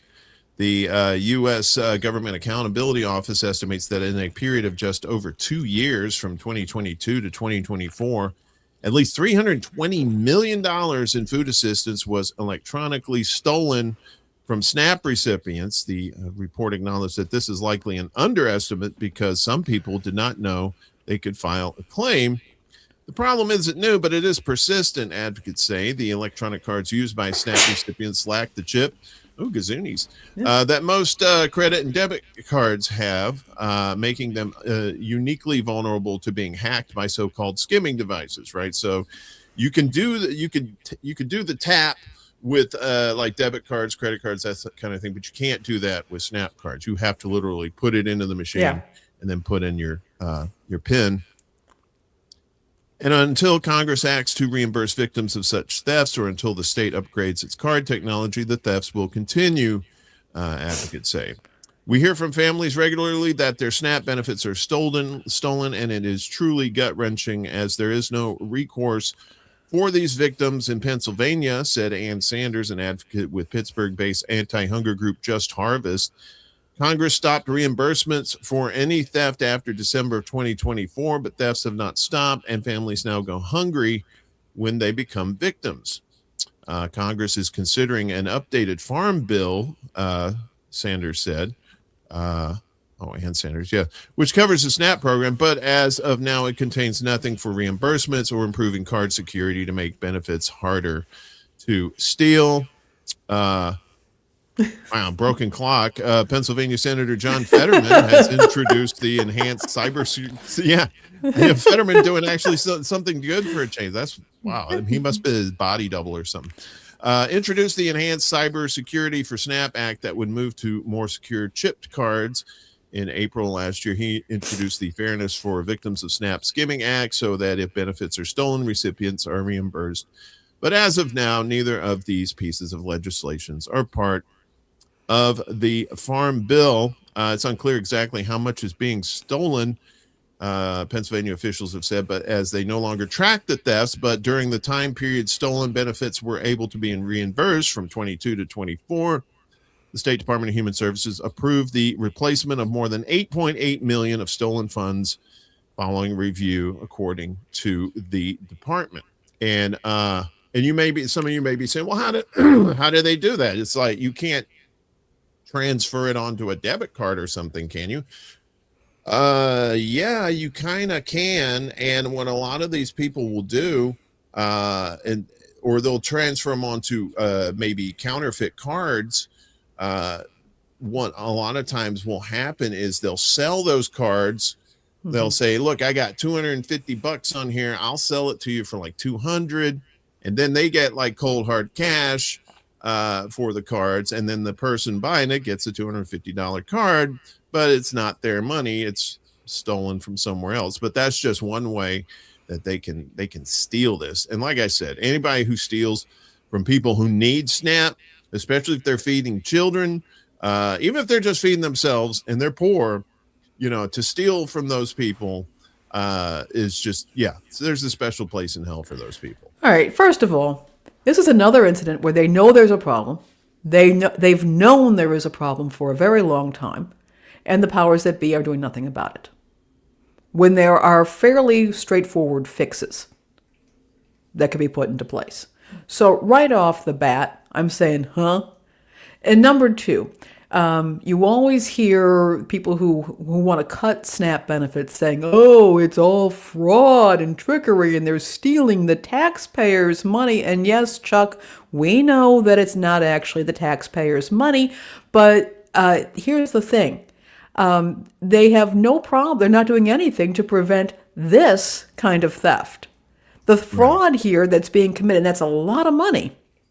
A lot of this fraud here is not taking place or not being perpetrated by SNAP recipients or the stores that accept SNAP.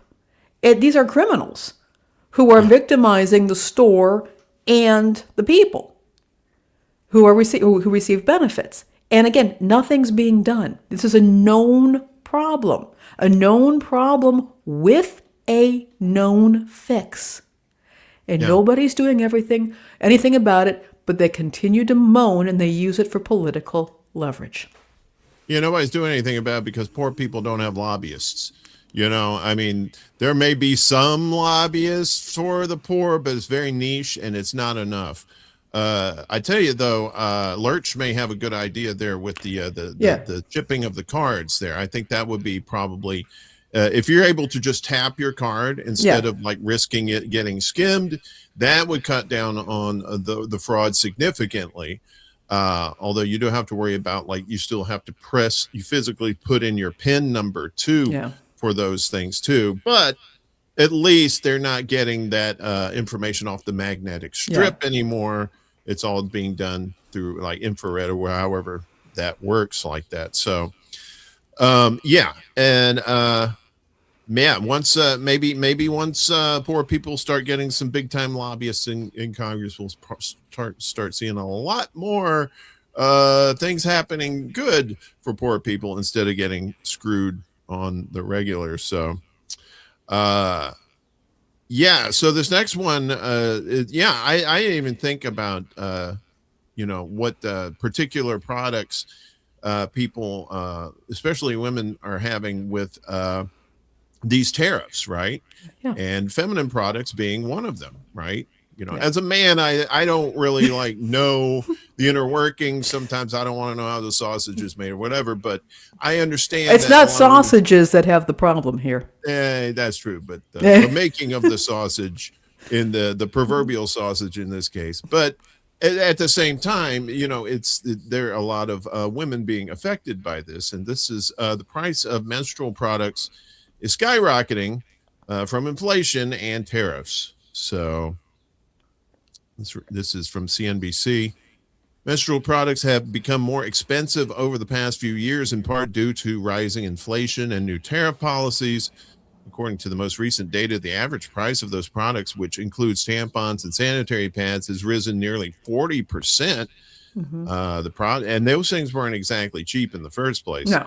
The products, which are necessary for many customers, have left some searching for alternatives as their budgets get squeezed. So rising inflation, ever-changing tariff policies have led to higher prices. The average price of menstrual products up 40% since 2020, from roughly $5.37 per unit to $7.43 per unit, according to February data from Chicago-based market research firm Circana. Dollar sales from menstrual products have grown nearly 30% over that same period, according to the market research firm. The cost of feminine hygiene products in the U.S. here, and this is going from 2020, and you go 537, then a little here, then a little jump there, jump. It seems to be leveling off, but that we're only in the first quarter of 2026, so those prices could go up even more. At the same time, sales of menstrual products, which broadly includes pads, tampons, liners, and more, have seen a roughly 6% decrease since 2022, falling incrementally each year, according to data from Nielsen IQ. So as the prices go up, the purchase of these products is going down. The data analytics company noted that items across the store have seen average unit prices increase, with the dollar volume of consumer packaged goods at large rising 2.7% year to date. Those price increases are in line with climbing inflation, with the latest consumer price index in February showing a 2.4% annual rise. The latest CPI data found that inflation in personal care products in the U.S. has jumped dramatically, up 22.1% in February from January 2020. But because menstrual products are a necessity for a large portion of the population, that's right, the women outnumber the men here in the United States, folks, those costs may be hurting consumers. I do think that we're at a point where consumers in general are having to choose whether they can buy food for their family or buy prescriptions for their family. Some things that we do typically define as a necessity, people are finding alternatives for or going without, said Sarah Broyd, a partner with consultancy firm Clarkston Consulting. Yeah, just kind of like the same thing with the rising premiums too. People are having to prioritize what they're going to pay for. Broyd said the gap between higher prices and declining sales shows consumers may be searching for alternatives out of necessity.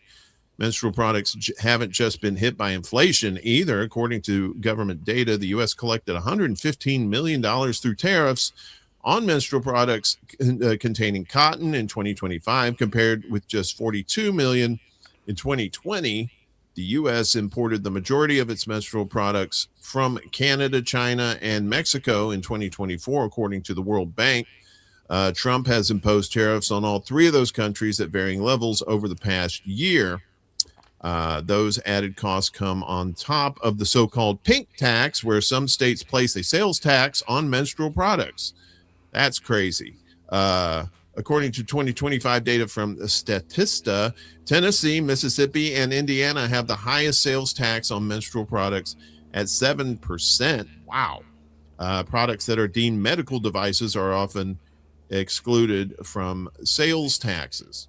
Yeah, so our sisters and aunties and moms and whatnot are having to deal with this too, and I think this is one of these things that's overlooked when you talk about like tariffs and the inflation and whatnot. People automatically assume that with like foods or electronics, that sort of thing, anything that's imported. But these feminine products, I mean that, and those things are necessary for A little bit. for health, for your own personal health, right? And for everybody's, safety and comfort. Yes,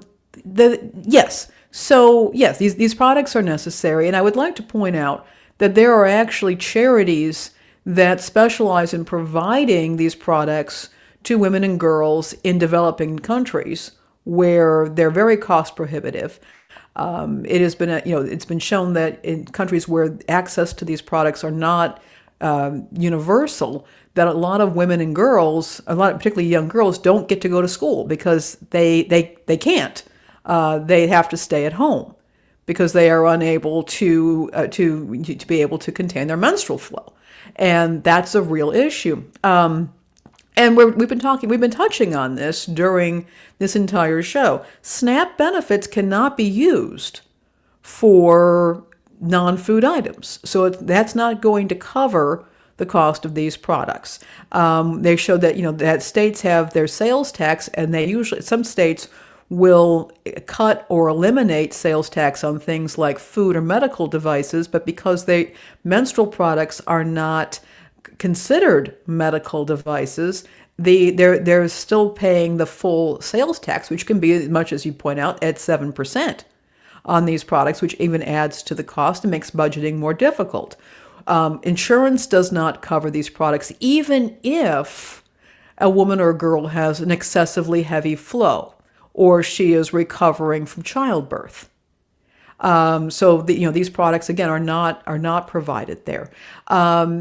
And we've got people who now, if their SNAP benefits are stolen, or if they are cut, or they are paying ridiculous premiums for health insurance and have to cut back on other expenses, this is one more thing that has to be negotiated. And for some women, you can get by with, not having to use a lot each month. But for other women and girls, they need a lot. They're going to need several of these products. They need to carry them with them to take care, to make sure that they are comfortable and that they are able to, as they say, stem the tide. And if that's not possible, some women, for example, have to rely on both tampons and pads at the same time.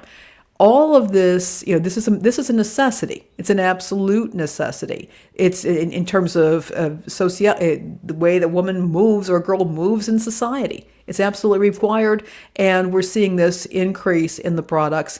It is a real concern. I'm also hearing, for example, I've heard this on social media, that some women and girls are talking about, say, using one product for a much longer period of time. Well, things like tampons have been associated with toxic shock syndrome, Right. a very serious condition that can happen if a person is not changing tampons regularly. So there are hygiene issues, there are health issues here, and this is something that I believe needs to be addressed. If anything, I can understand not wanting to classify these products as medical devices, because that puts them under the FDA, and that is a lot of rigmarole. But could there be a different category so that these products are not taxed at the same level? And is it possible to put as a rider in health insurance or something along those lines? We have online pharmacies. Health insurance typically want you to get everything through the online pharmacy. Why not have an arrangement, particularly if somebody is lower income, where they can get these products at a discount, say what a hospital might pay for them? Just a thought. There are ways around this, but this is a absolute necessity. And come on, we can find a solution to this. I still can't wrap my head around the fact that there's an additional sales tax for these products like this too. I find that to be very just gobsmacking. I can't understand why something like this would happen. Because, like I said, there's the majority of the people in this country are women, and and if this is just another way for states to cash in on this majority of people, I mean that's pretty fucking sick. Well, I also want to say this. I think this is what the problem here may have been, the way the article was written, because it was not, in my opinion, well written in that last paragraph. I suspect that this is just a standard sales tax that these states have, but they don't reclassify menstrual products for a lower tax rate. So I don't think it's a special tax that's being put on the products, but it is I don't think, but I do think, again, this is something that is, to me, very straightforward and could be dealt with. And you're right. There should be, in my opinion, no tax on medical devices, hygiene devices, diapers, infant formula. I mean, come on.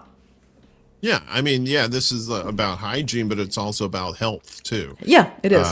And especially like you said, that when women who prolong the use of these products beyond what they're supposed to, because they can't afford to buy them on the regular basis like that, it's gonna lead to all kinds of like problems with them health wise. And then they got another problem there. Now they can't afford these products, and now they've got extra health problems on top of that too. So, Sure.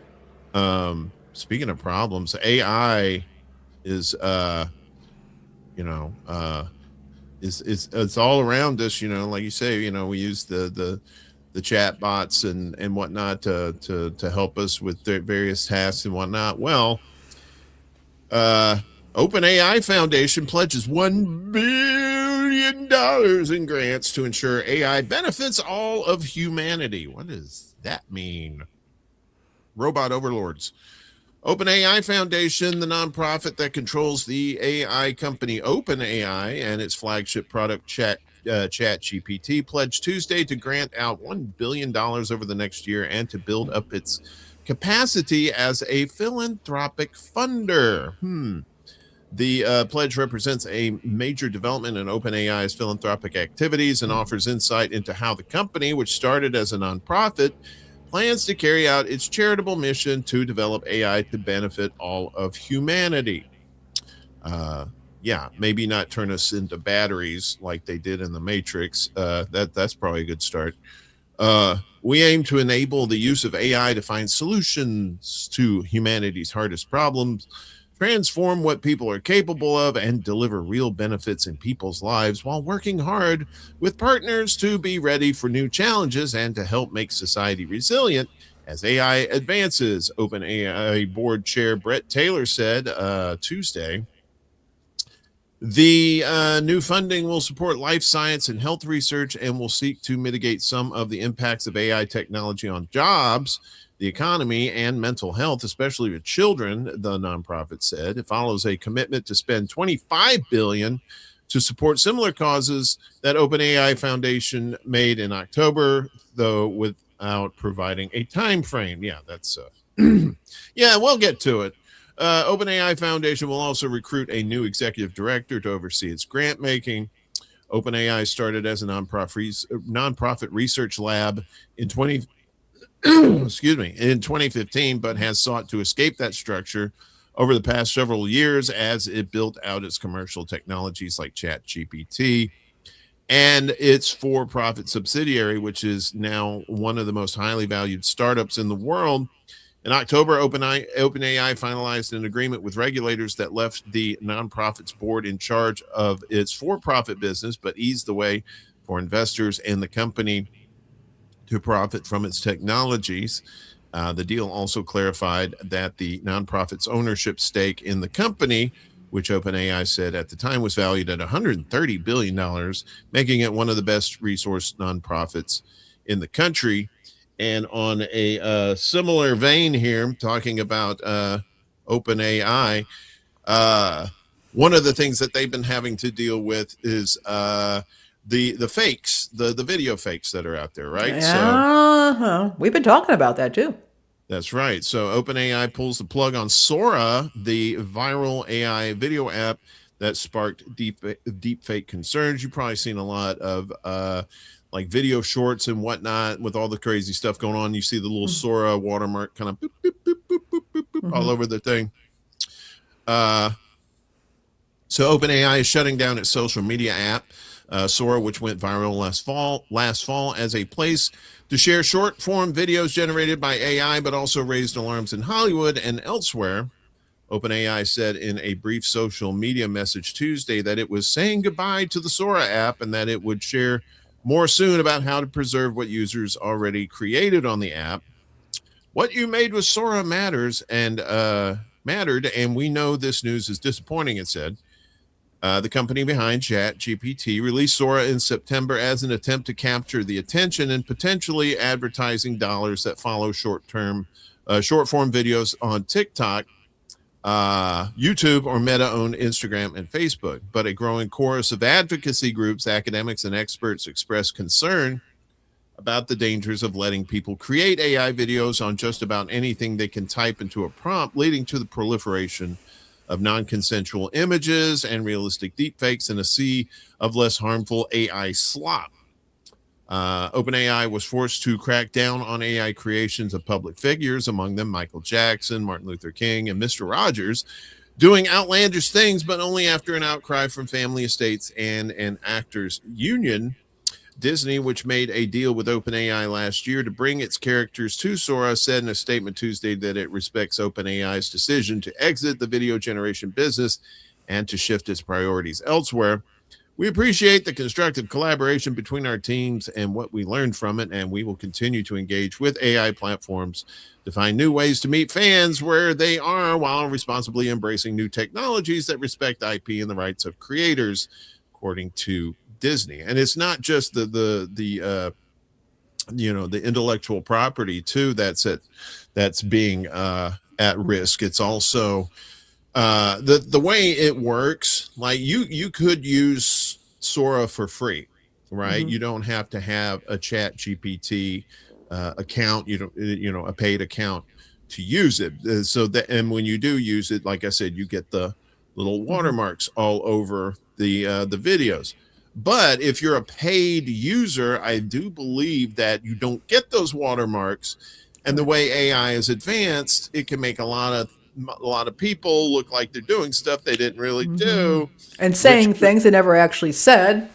Right, which could interfere with or not be, make legitimate video and audio inadmissible in courts. And that's the one thing I was worried about. It's like you won't be able to believe your eyes, even if you took your camera and shot the video yourself.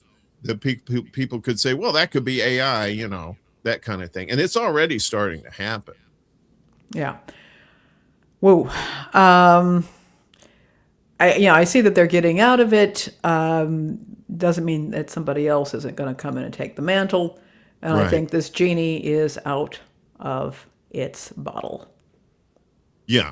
Sora was a very popular model, but yeah, you're right. There's going to be other AI. There's other AI programs that, again, if you pay a monthly fee, you're able to use those services as well. And yeah, and you're absolutely right. It is the genie is definitely out of the box, out of the bottle. Or the box, if you AI generate a box, I guess, around a genie. But and that's what I worry about too. Yeah, it helps people who are not creative, but they want to create some creative things for themselves, whether it's entertainment or maybe it's something you're using in presentations or whatnot, and they can't afford to pay someone outside, like a company or something, to do that for them. Yeah, I can understand that, but the rampant use of it. And especially now with the war going on over in Iran, which we're going to get to some information on that in just a second. But, these countries are doing total media blackouts, like Iran and Israel, and then to the U.S. to a certain extent. So I'm hearing Japan too. There's been some protests Japan there too. Yeah, and you're getting this. You're getting these. Sometimes it's real videos and sometimes it's fake, and you don't really know. And of course, that puts a lot of everything into question when it comes to reality. Yeah. And with the fact that media is so diffuse, there are so many different sources of media, and that people are getting them individually. They're not always cross-checking to see, hey, is this a story someplace else? Is anybody else running with this? And they're not always doing that. So they see something, they hear something, and okay, they accept it uncritically.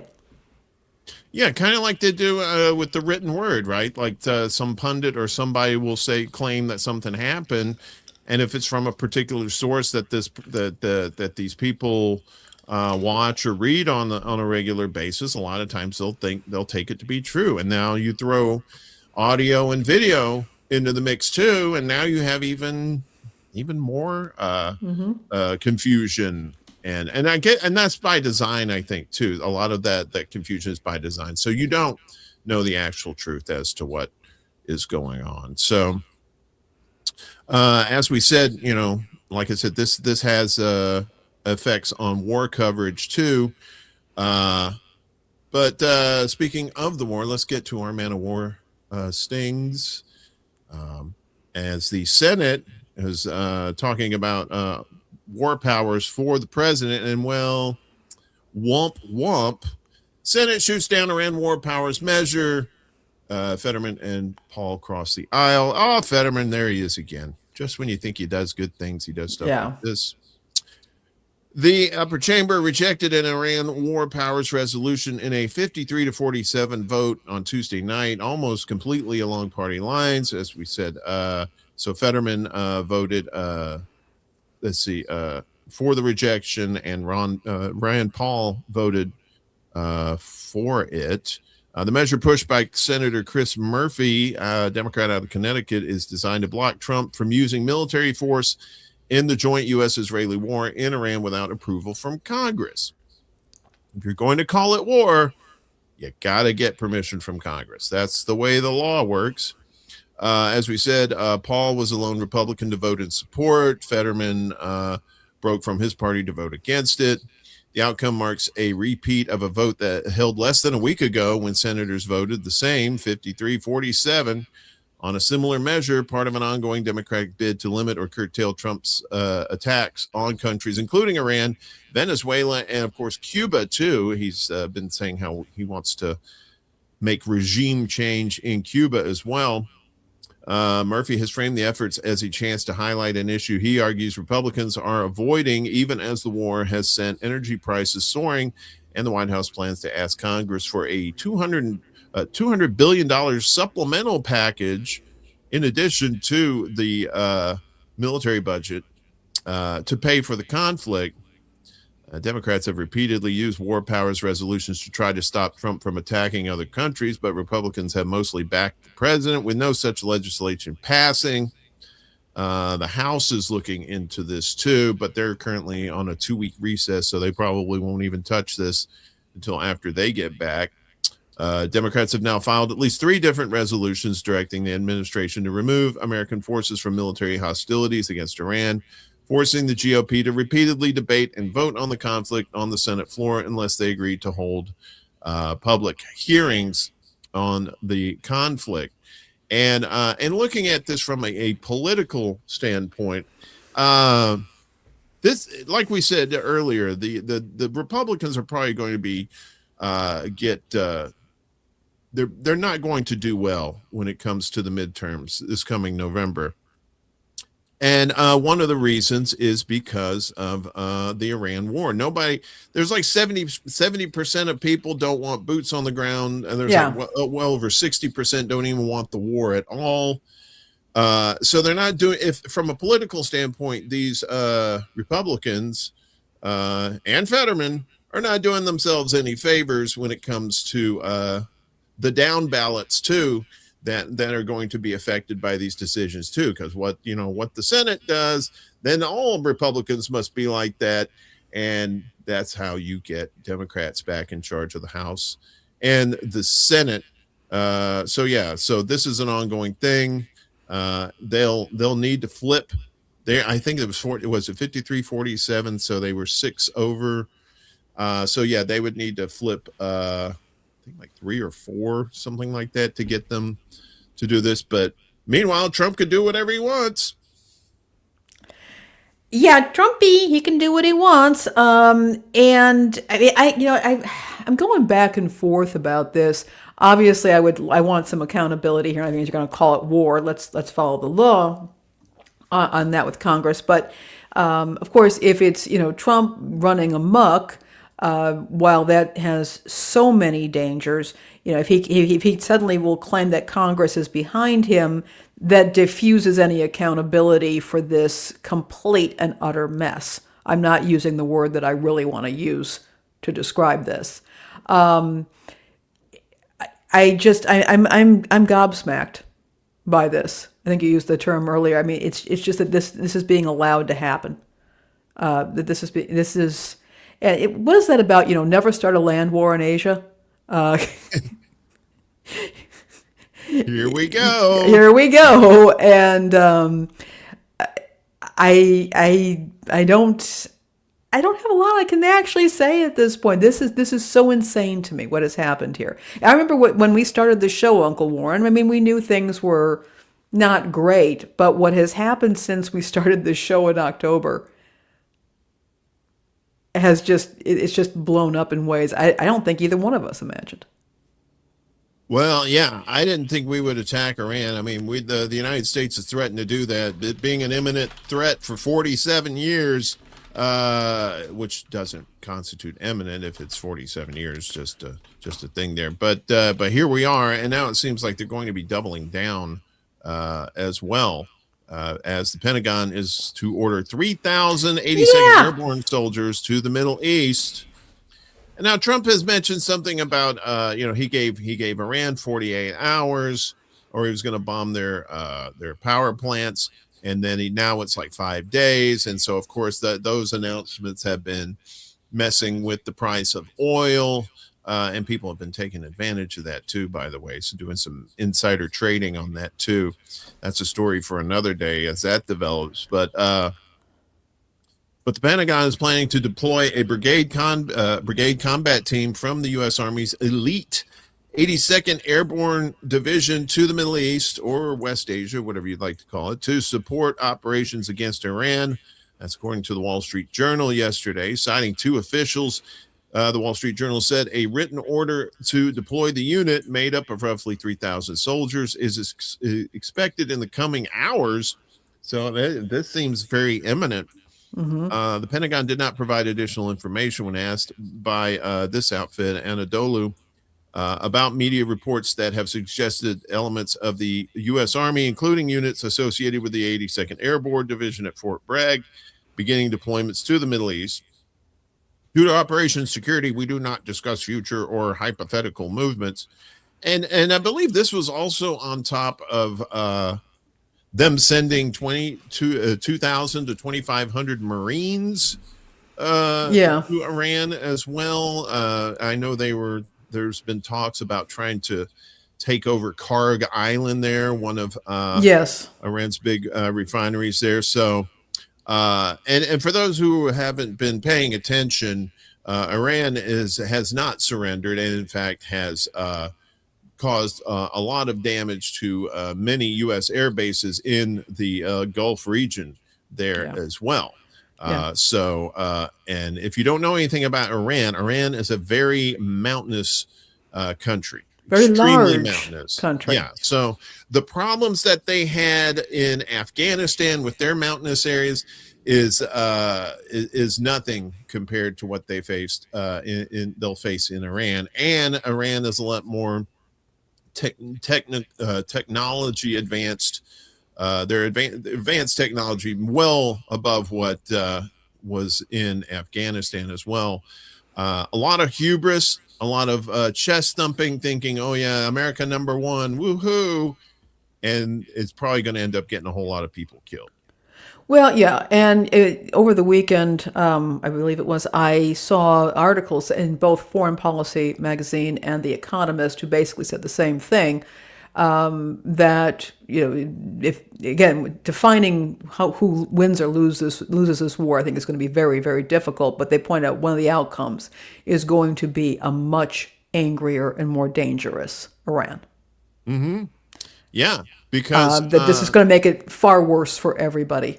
What has happened here is this is an absolute disgrace. I do believe that the U.S. has demonized Iran for so long that people just cannot see it for what it is. It is its own nation, its own country with its own very old culture, older than certainly what we have in the United States or Europe. Mm-hmm. This is that people do not understand that country and its people. This is an outrage, and I am so sorry for the future generations. They're going to reap what has been sown here. And a lot of things people hear too, especially from mouthpieces in the United States, is since 1979, when they had the American hostages over there and Reagan had to free them and all that, propaganda stuff. What people don't understand is the U.S. was screwing around with Iran back in the 50s. They had at the behest of Winston Churchill. So it was more than just the U.S. Yeah, the UK always getting their dirty little tentacles in there. Yeah. So people, but you don't hear that a lot because then that makes the United States and the UK sound terrible because they basically installed the Shah of Iran, who was a tyrant and had just made things miserable there. And that's what led to the 79 Islamic Revolution.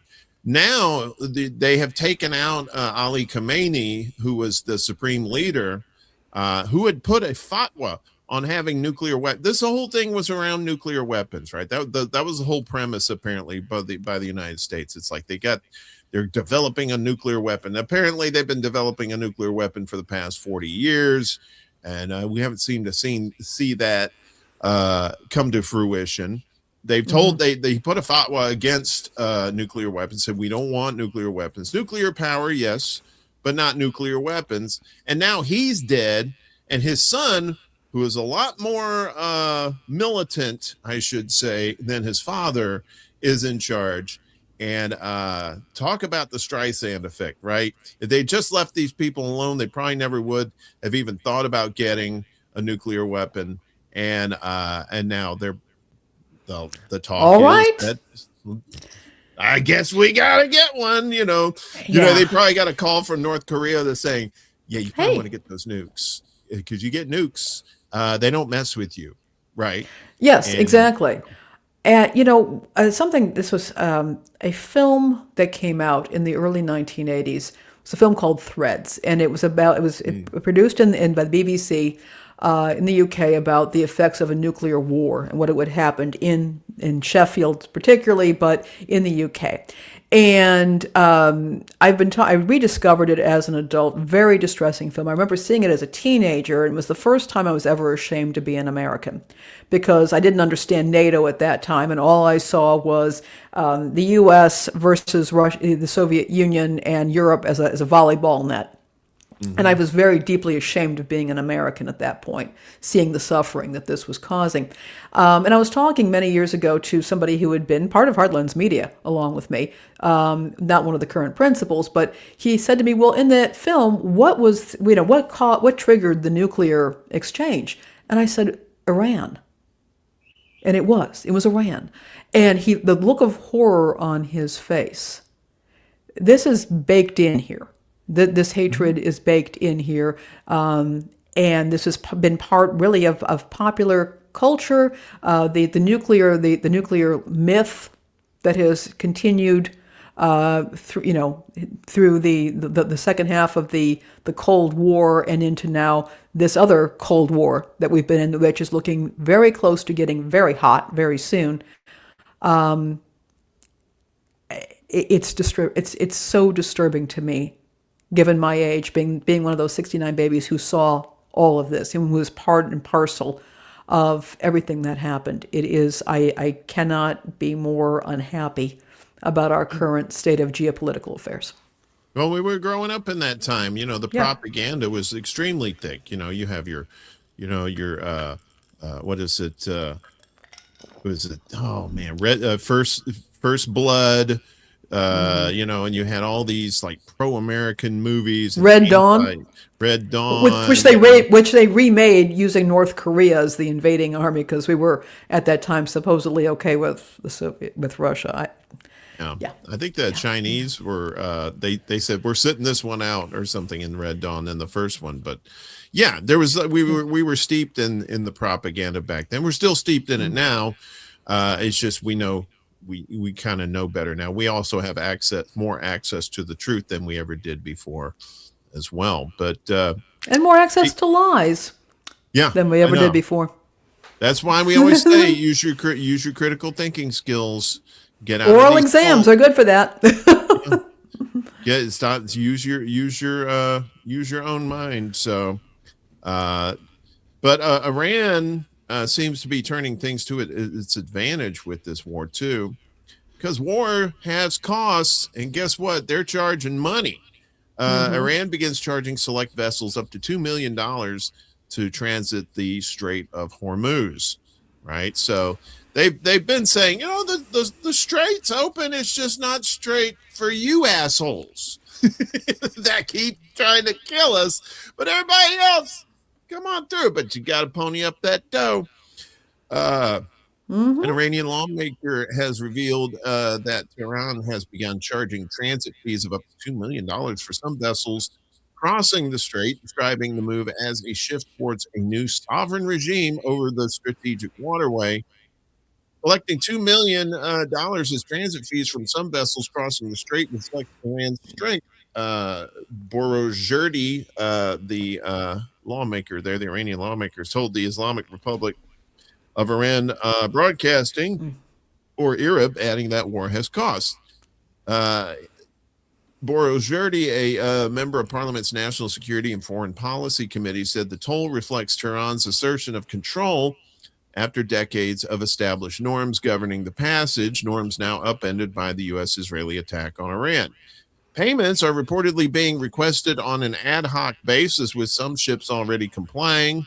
I believe India went through there as well, and they ended up paying some cash to get through there too, effectively creating an informal toll system on one of the world's most critical energy corridors. The mechanism remains unclear, including how payments are processed and in what currency. I believe some, is it Japan? They were making Japan pay in yuan, I think. And they're like, we got to use Chinese currency, you assholes. As officials familiar with the matter say, the system is not yet standardized.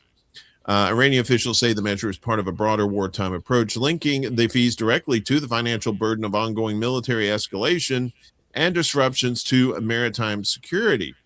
Iran's President Masoud Pezeshkian said the strait remains open, but only for countries deemed non-hostile, as we said. Assholes need not apply, warning that access is conditional under current conditions. Maritime traffic through the strait has already slowed to a trickle, with U.S.-Israeli attacks on Iran and subsequent retaliatory strikes, vessel incidents, surging insurance costs, and escalating security risks, disrupting tanker flows and deterring transit. Iran says they're allowing passage for non-aggressor states while restricting vessels linked to countries involved in attacks, with officials offering coordinated safe transit and confirming that several nations' vessels continue to pass under Iranian supervision. So far, at least 5 countries, including China, India, Turkey, Pakistan, and Thailand, have directly coordinated or negotiated with Iranian authorities for safe transit, with Iran extending the invitation for safe transit to a number of other countries. And another thing, too, that this is doing is charging these fees is actually helping to offset the sanctions against Iran. So what they're not getting, what's being cut off by sanctions is being provided by basically being the bouncer at the door saying, no credit card, straight cash, please, if you want to get through here. So essentially, Iran is giving the great big middle finger to the U.S. It's capitalism, baby. Yeah, that's what they're doing. And they really, and these countries who want to get their oil or get anything passed through there, they really have no choice but to either pay the toll or, but if you're one of these Gulf states that's been hosting hosting these U.S. bases, they're not allowing their ships to go through. Obviously, any U.S. ships are not going through there.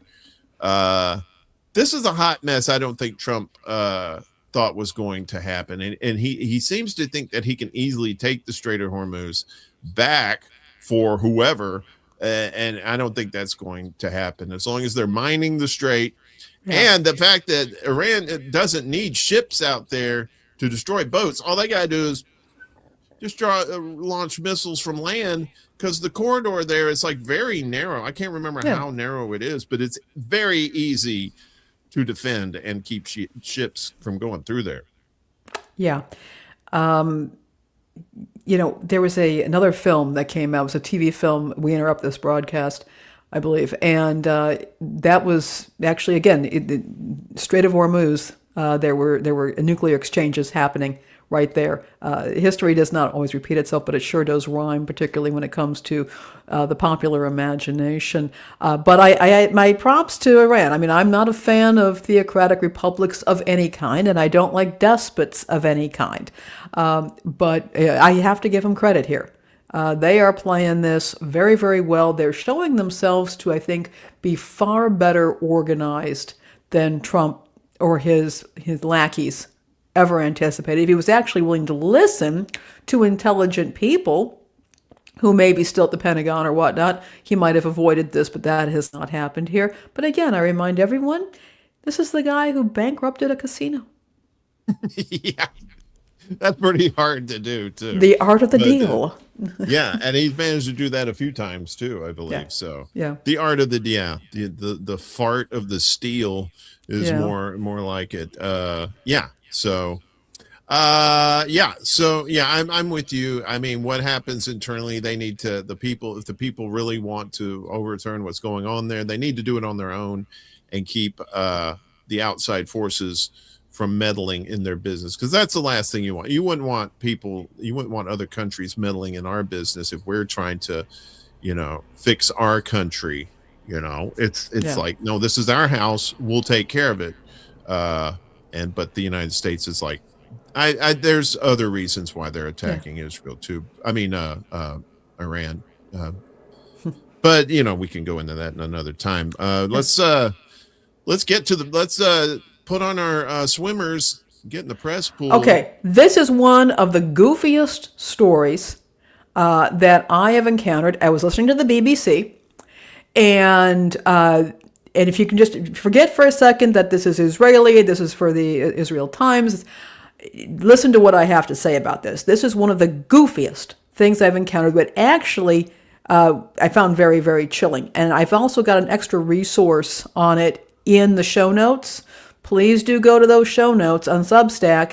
Look at it. I've got another article from War on the Rocks that came out in January about just this sort of thing. Effectively, what happened was an Israeli war correspondent published a story and started getting messages from people, no, this was wrong, you have to change your language on this.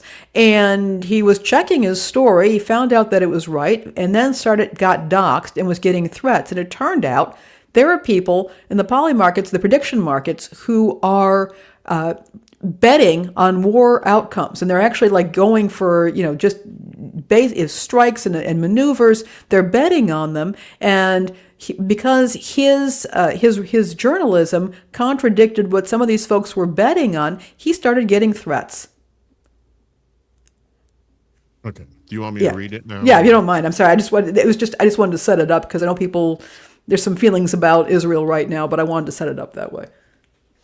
An Israeli journalist received threatening messages from users of the online prediction platform Polymarket after one of his reports on a minor missile strike near Jerusalem suddenly became the focus of an unresolved bet about the Israel-Iran conflict. After you make us lose $900,000, we will invest no less than that to finish you, said one message to the journalist Emmanuel Fabian. Another said, you have 90 minutes left to update the lie. If you do this, you will solve the most serious problem you have caused yourself in life. If you decide not to correct it and leave the lie intact, you will discover enemies who will be willing to pay anything to make your life miserable. The messages to Fabian were shared with The Guardian. That's this outlet here. Online prediction markets, once the haunt of a very online fringe, are rapidly becoming a feature of modern warfare. Several timely bets laid this year suggest insiders may be using them to profit from secret information, such as Donald Trump's plan to kidnap the Venezuelan leader Nicolas Maduro, or the timing of the U.S.-Israel attacks on Iran. Polymarket, whose investors include a venture capital firm owned by Trump Jr., has faced criticism and regulatory scrutiny over potentially facilitating war profiteering and insider trading. This has not stopped Wall Street from embracing the company. Its investors include the Intercontinental Exchange, the owner of the New York Stock Exchange.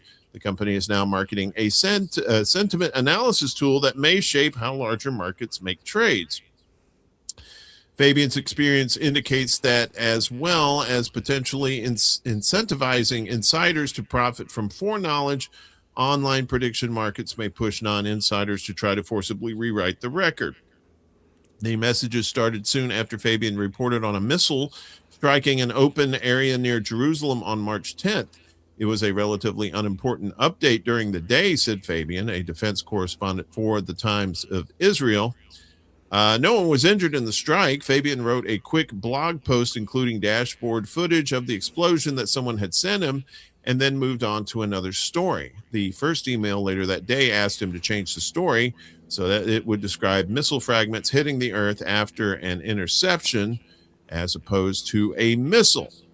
Fabian, who had checked the details with the military, declined.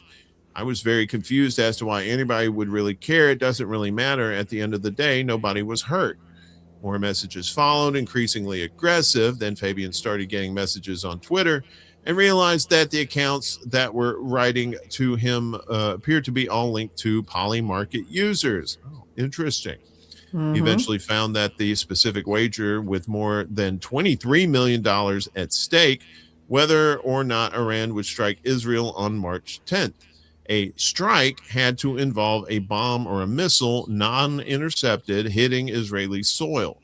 The people getting in touch with him stood to win if it was determined that a direct strike had not taken place. It all balanced on my inconsequential report. I thought for a second, should I change it and get these people off my back? Fabian said. He didn't. The messages continued. One person wrote to him more than 100 times throughout the night, he said, trying to call him and threatening his family. Fabian has not heard of any other journalist being threatened by Polymarket users, but what happened to him is familiar from other contexts. Athletes, for example, are increasingly subject to abuse from online gamblers. While threats against journalists are not new, Polymarket's drive to monetize world events could have chaotic, outsized world consequences, according to Mark Rolston, a researcher focused on prediction markets at Lancaster University. There are moral issues with incentivizing users to bet on war, to say the least. But there are also potentially grave issues with how Polymarket may increasingly offer anonymous online gamblers the ability to direct world events, especially as its markets are now shaping the trades of larger firms. Fabian predicted he would not be the last journalist to be subjected to pressure by online gamblers. I think if Polymarket keeps growing the way it does and Polymarket doesn't change the way it works, I do not doubt other journalists will get contacted and harassed or even threatened. Yeah. So, Polymarket really came on the scene when they predicted that Maduro was going to get kidnapped. And sure enough, it happened. The fact that Trump Jr. is involved in this mix really kind of makes it a bit more interesting as to like, maybe he's getting information from Pops or some of Pop's people and putting this out there. And these people that are threatening these journalists, that's another layer of censorship that, it's not government censorship, but it's intimidation. Right. I mean, and it's not people behind screens. I mean, the mafia have been threatening journalists over the years too. Don't you report this? Don't you? If your family, that's a very nice family you got there, you want to keep them intact, don't you? So you're not going to report on this. You're not going to, that sort of thing. So it's not new. It's just a new avenue of intimidation going on. And it makes it a little bit, there's people who could be overseas. I mean, it's harder to trace and harder to track. And you look at this journalist, and this guy obviously felt that he could come forward and hold his ground. But you have to wonder, how many times has this happened in the past, in the recent past? Or how many times is it going to happen in the future? Perhaps to a journalist who doesn't have those protections. Right. Or who may have some sensitive stuff that that they need to keep protected. This was what I mean. I'm looking at this, and I've never been crazy about this. Betting on war has always just kind of been kind of icky. No, it's not kind of. It is icky. But the idea of now that people who are reporting, the actual reporters now are being subject to all kinds of pressure, say from advertisers and publishers and possible, as you point out, the mafia or whatnot, but now they've got gamblers pressuring them to potentially change stories. Yeah, and this isn't chump change either. No, it's not, and this is very serious. And we need accurate reporting. If we've ever needed accurate reporting, this is the time, and we can see just how incidental this was. A fairly, as you point out, it was a very small story. It was a blog post, but because of one detail, he's getting pressured to change one detail because a bunch of people were concerned about losing money because they were betting on this. Yeah, not good. Not good. It's kind of like the micro betting that goes on in sports, where like people every will point bet to see and if they make a certain amount of points, or if they make a free throw, or if they make a field goal, or whatever in the sport. You know, now they're moving this over to war, which, like you said, is very, very sick. Speaking of sick people, we got to go to our clownfish school here. Pete Hegseth, he's not exactly sane in the membrane, for sure. He makes troops prove sincerely held faith in latest beard crackdown. Yes, Mr. Tattoo guy talking about beards. The latest edict from beard-obsessed Secretary of War Pete Hegseth adds strict new regulations to his crusade on facial hair, which rights groups have characterized as an attack on troops' civil liberties. In a March 11th memo, Hegseth, who has made grooming and appearances a central focus in his time at the helm of the U.S. military, raised the bar to qualify for a religious exemption to his blanket ban on beards. The guidelines lay out a strict new process by which service members may apply for a religious exemption and subject those who've already received one to a reevaluation, arguing they need to ensure their religious beliefs are sincerely held and have a genuine conflict with the grooming standards. Service members who have spoken against Hegseth's focus on grooming standards say his restrictions on beards are exclusionary to people from religious communities that require adherents to follow specific tenets of faith around beards, hair, and other grooming matters. Sikhs, for example, who have served in the U.S. Military since at least World War I, are required by their faith not to cut their hair on their head and to keep a beard and to wrap their long hair in a turban. Members of many schools of Muslim tradition likewise have rules around beards and hair lengths. A Sikh advocacy group derided the new requirements as completely unnecessary. Sikhs and other service members of faith already earned their accommodations under policies and processes established under both the Obama and first Trump administration, the Sikh coalition said in a statement. If there are accommodations that the Department of Defense feels are not sincere, they could have chosen to pursue those cases with a process that doesn't force every single soldier, sailor, airman, guardian, and Marine with an accommodation through more paperwork and bureaucracy. The Department of War did not respond to a request for comment because Hegseth was trimming his beard. No, I'm kidding. That wasn't a thing. But yeah, it just seems like, they've made all these changes in the military as far as like trans people and people of different sexual orientations. Now they're coming after the people with their beards. It just seems like their priorities are out of whack, to say the least. But coming from a Trump administration, this seems kind of par for the course. Yeah, I mean, I don't see them demonstrating that the existence of beards has caused a problem in the military. I mean, if they could say that this is a security or a hygiene risk or something along those lines, okay, but he hasn't demonstrated that there's a problem here. And these are policies that have been around for a while. Things seem to be working out fine. So what's the issue? The other thing I want to bring up is that it's not just religion. Some men, for example, do have problems with shaving. They've got very sensitive skin. I know, for example, black men, often because of the way that their beards grow, they can have real problems with shaving. In fact, there's a product on the market, they're called bump guard razors, that was developed by a black naval surgeon to address this problem, because men were developing skin problems because of shaving. And again, where is the evidence that the presence of a beard is causing problems in the military. That has not been demonstrated as far as I can tell. I know that Hegseth is very peculiar about his own appearance, getting to the point where he wants it to be good. He wants to be, he wants photos at certain angles and that sort of thing. That sounds like a Hegseth problem. Yeah. Not a military morale, or standards problem. And this is just, it's confusing. I think it's discriminatory. I think it's meant to humiliate certain segments, certain demographics. This is clownfish. This is clownfish time.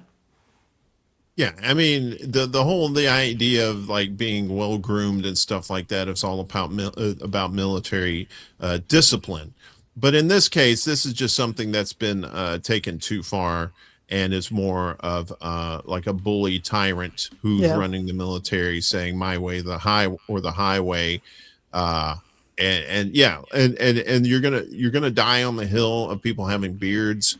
Seriously, come on, don't. I mean that's. But that's like again for this administration, it's definitely par for the course. So, well, folks, we can't leave you with all this doom and gloom. We have to give you some funsies before we get out of here. So finally, world records are weird. I mean, there's like the fastest person on the planet, the tallest person, stuff like that. But then you have things like sticking balloons up your nose for a world record.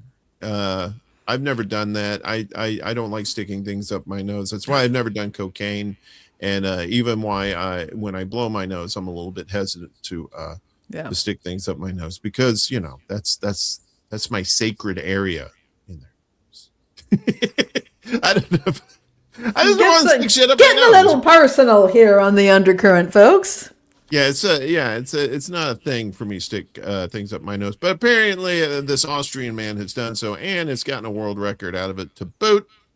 So Austrian man sticks balloons up his nose for a world record. We're going to spare you the video here because it's a little bit on the gross side. So basically, it goes in the nose and back out the mouth is what it is. All right, so there you go. It goes in. Okay. Oh, that's not even video. That's just like a still. I know. An Austrian man took his unusual party trick to a German TV series and broke the Guinness World Record for the most balloons passed through the nose and out the mouth in 1 minute. Malte Dunzer, the self-proclaimed king of the freaks, who amassed an Instagram following for his unusual stunts. Oh, he is German. Attempted the balloon trick on the set of Guinness World Records TV series De Grobe Show der Welterkorde in Munich. You have to say it like that, kind of put a little guttural into it. Dunzer threaded uninflated balloons through one of his nostrils and pulled them out of his mouth 10 times in 1 minute to break the record. The amateur daredevil said he spent time experimenting with different types of balloons until he found the optimal brand and style for his record attempt. He said the balloons were lightly covered in oil for the attempt to make the nose insertion go smoother. Probably some details none of us needed to know, particularly me. But there you are. I see all kinds of stuff on there too, like all kinds of different weird Guinness records, and I said, "Oh, Laney's just gonna love this one." Oh, and I sure hope. Well, so I mean, I've seen party tricks where people will put something like a cloth or something in one nostril and then pull it out the other. Yeah. Okay. Can we just please? You getting that mental image there, Laney? No, I mean this is actually causing me real issues. I had a period of time where I had chronic sinus infections, and the very idea of anything in that area is deeply disturbing. Yeah, I'm now a man with a tape recorder up his nose. Yeah, and a lot of people who have done cocaine, though, they're able to do that kind of stuff because it does some damage in their sinus cavity, and it's very they have my full sympathy. Yeah. So, folks, as a public service announcement here at the Undercurrent, don't stick anything up your nose, don't stick anything in your ear, just leave well enough alone, and maybe you'll have some friends. There's a place for everything and everything in its place. but Yes. there's no place for anything up your nose. There's no place for balloons in your nose. And unless if you're getting paid for it, I mean, I'm not gonna kink shame, but probably not a good idea. I'm no doctor, so don't take this as medical advice. Just don't stick stuff up your nose, okay? Unless you're getting a world record, and then, well, maybe hopefully you get No, some there shouldn't be capture. a world record for this. Just no. There is, Lainey. Yeah, I know there is. There should not be. There are things that should not be, and this is one of them. These, betting on war should not be, and Definitely. balloon nose mouth passing should not be a world record thing. Should not be. Some people find that to be like like a part of the mating ritual too. In some places, people who stick bones in their Those nose. people should be taken out of the gene pool. There should be no mating either there, because It's the cradle of life. I'm sorry, you can't handle that. This is life, Lainey. All right, that's enough of that. Yeah, so, and that's enough of the show too. We are done for this week. We'll be back again next week at noon Eastern, 9 a.m. Pacific time. YouTube, Rumble, Facebook, Instagram, and Substack. Any final thoughts before we get out of here? Big thank you to all of you who continue to support and subscribe to what we're doing. We're at like 74, I think, on YouTube right now. Anybody who's watching who is not currently subscribed, I'm putting the information is down there. I'm also putting it in the comments in the chats. You wouldn't mind, we'd appreciate it, because we're getting close to that 100. Maybe we do something special when we get to 100, Uncle Warren. Maybe stick stuff up our nose. Maybe I knew you were going to say that. I should have bet on that. I could have bet on that on the poly market, that Uncle Warren was going to respond that way. In any case, though, we really do appreciate everybody's help. And when you do, and again, also on our socials, Instagram and Facebook in particular, once we get up to a certain number on those, I think it's 100, we can start live streaming directly to those places rather than having to go through a lot of rigmarole. So if you could do that, we'd really appreciate it. And yeah, I'm just delighted to have so many great people who show up every week for us. And also down below too, we have our mutual aid links there too. If you can donate, that's great. If you can share out the links too, we really appreciate that.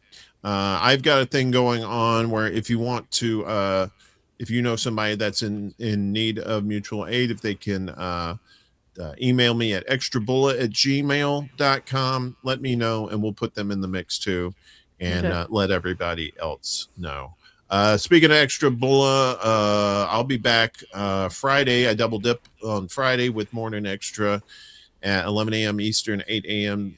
Pacific time on YouTube, Rumble, Facebook, and Substack. And then the Funsies on Friday night, the Secret Show. That's right. Going to be 11 p.m. Eastern, 8 p.m.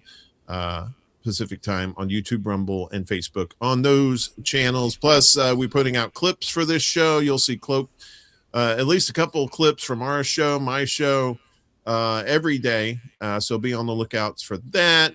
I started a new thing where I'm doing the extra, where I do like it's awesome. It's awesome. 2 or 3 stories, just little bites to get you hooked in. And then we put the links into the full stories in the description for each video. So be on the lookout for that. Like, share, and subscribe. We appreciate all that, and we appreciate our community as well. Thank you, everybody, for hanging out with us, for joining in the conversation. Until next time, be well, and don't stick stuff up your nose, because Lainey will come to your house and find you and scold you. With kittens. Wait, what?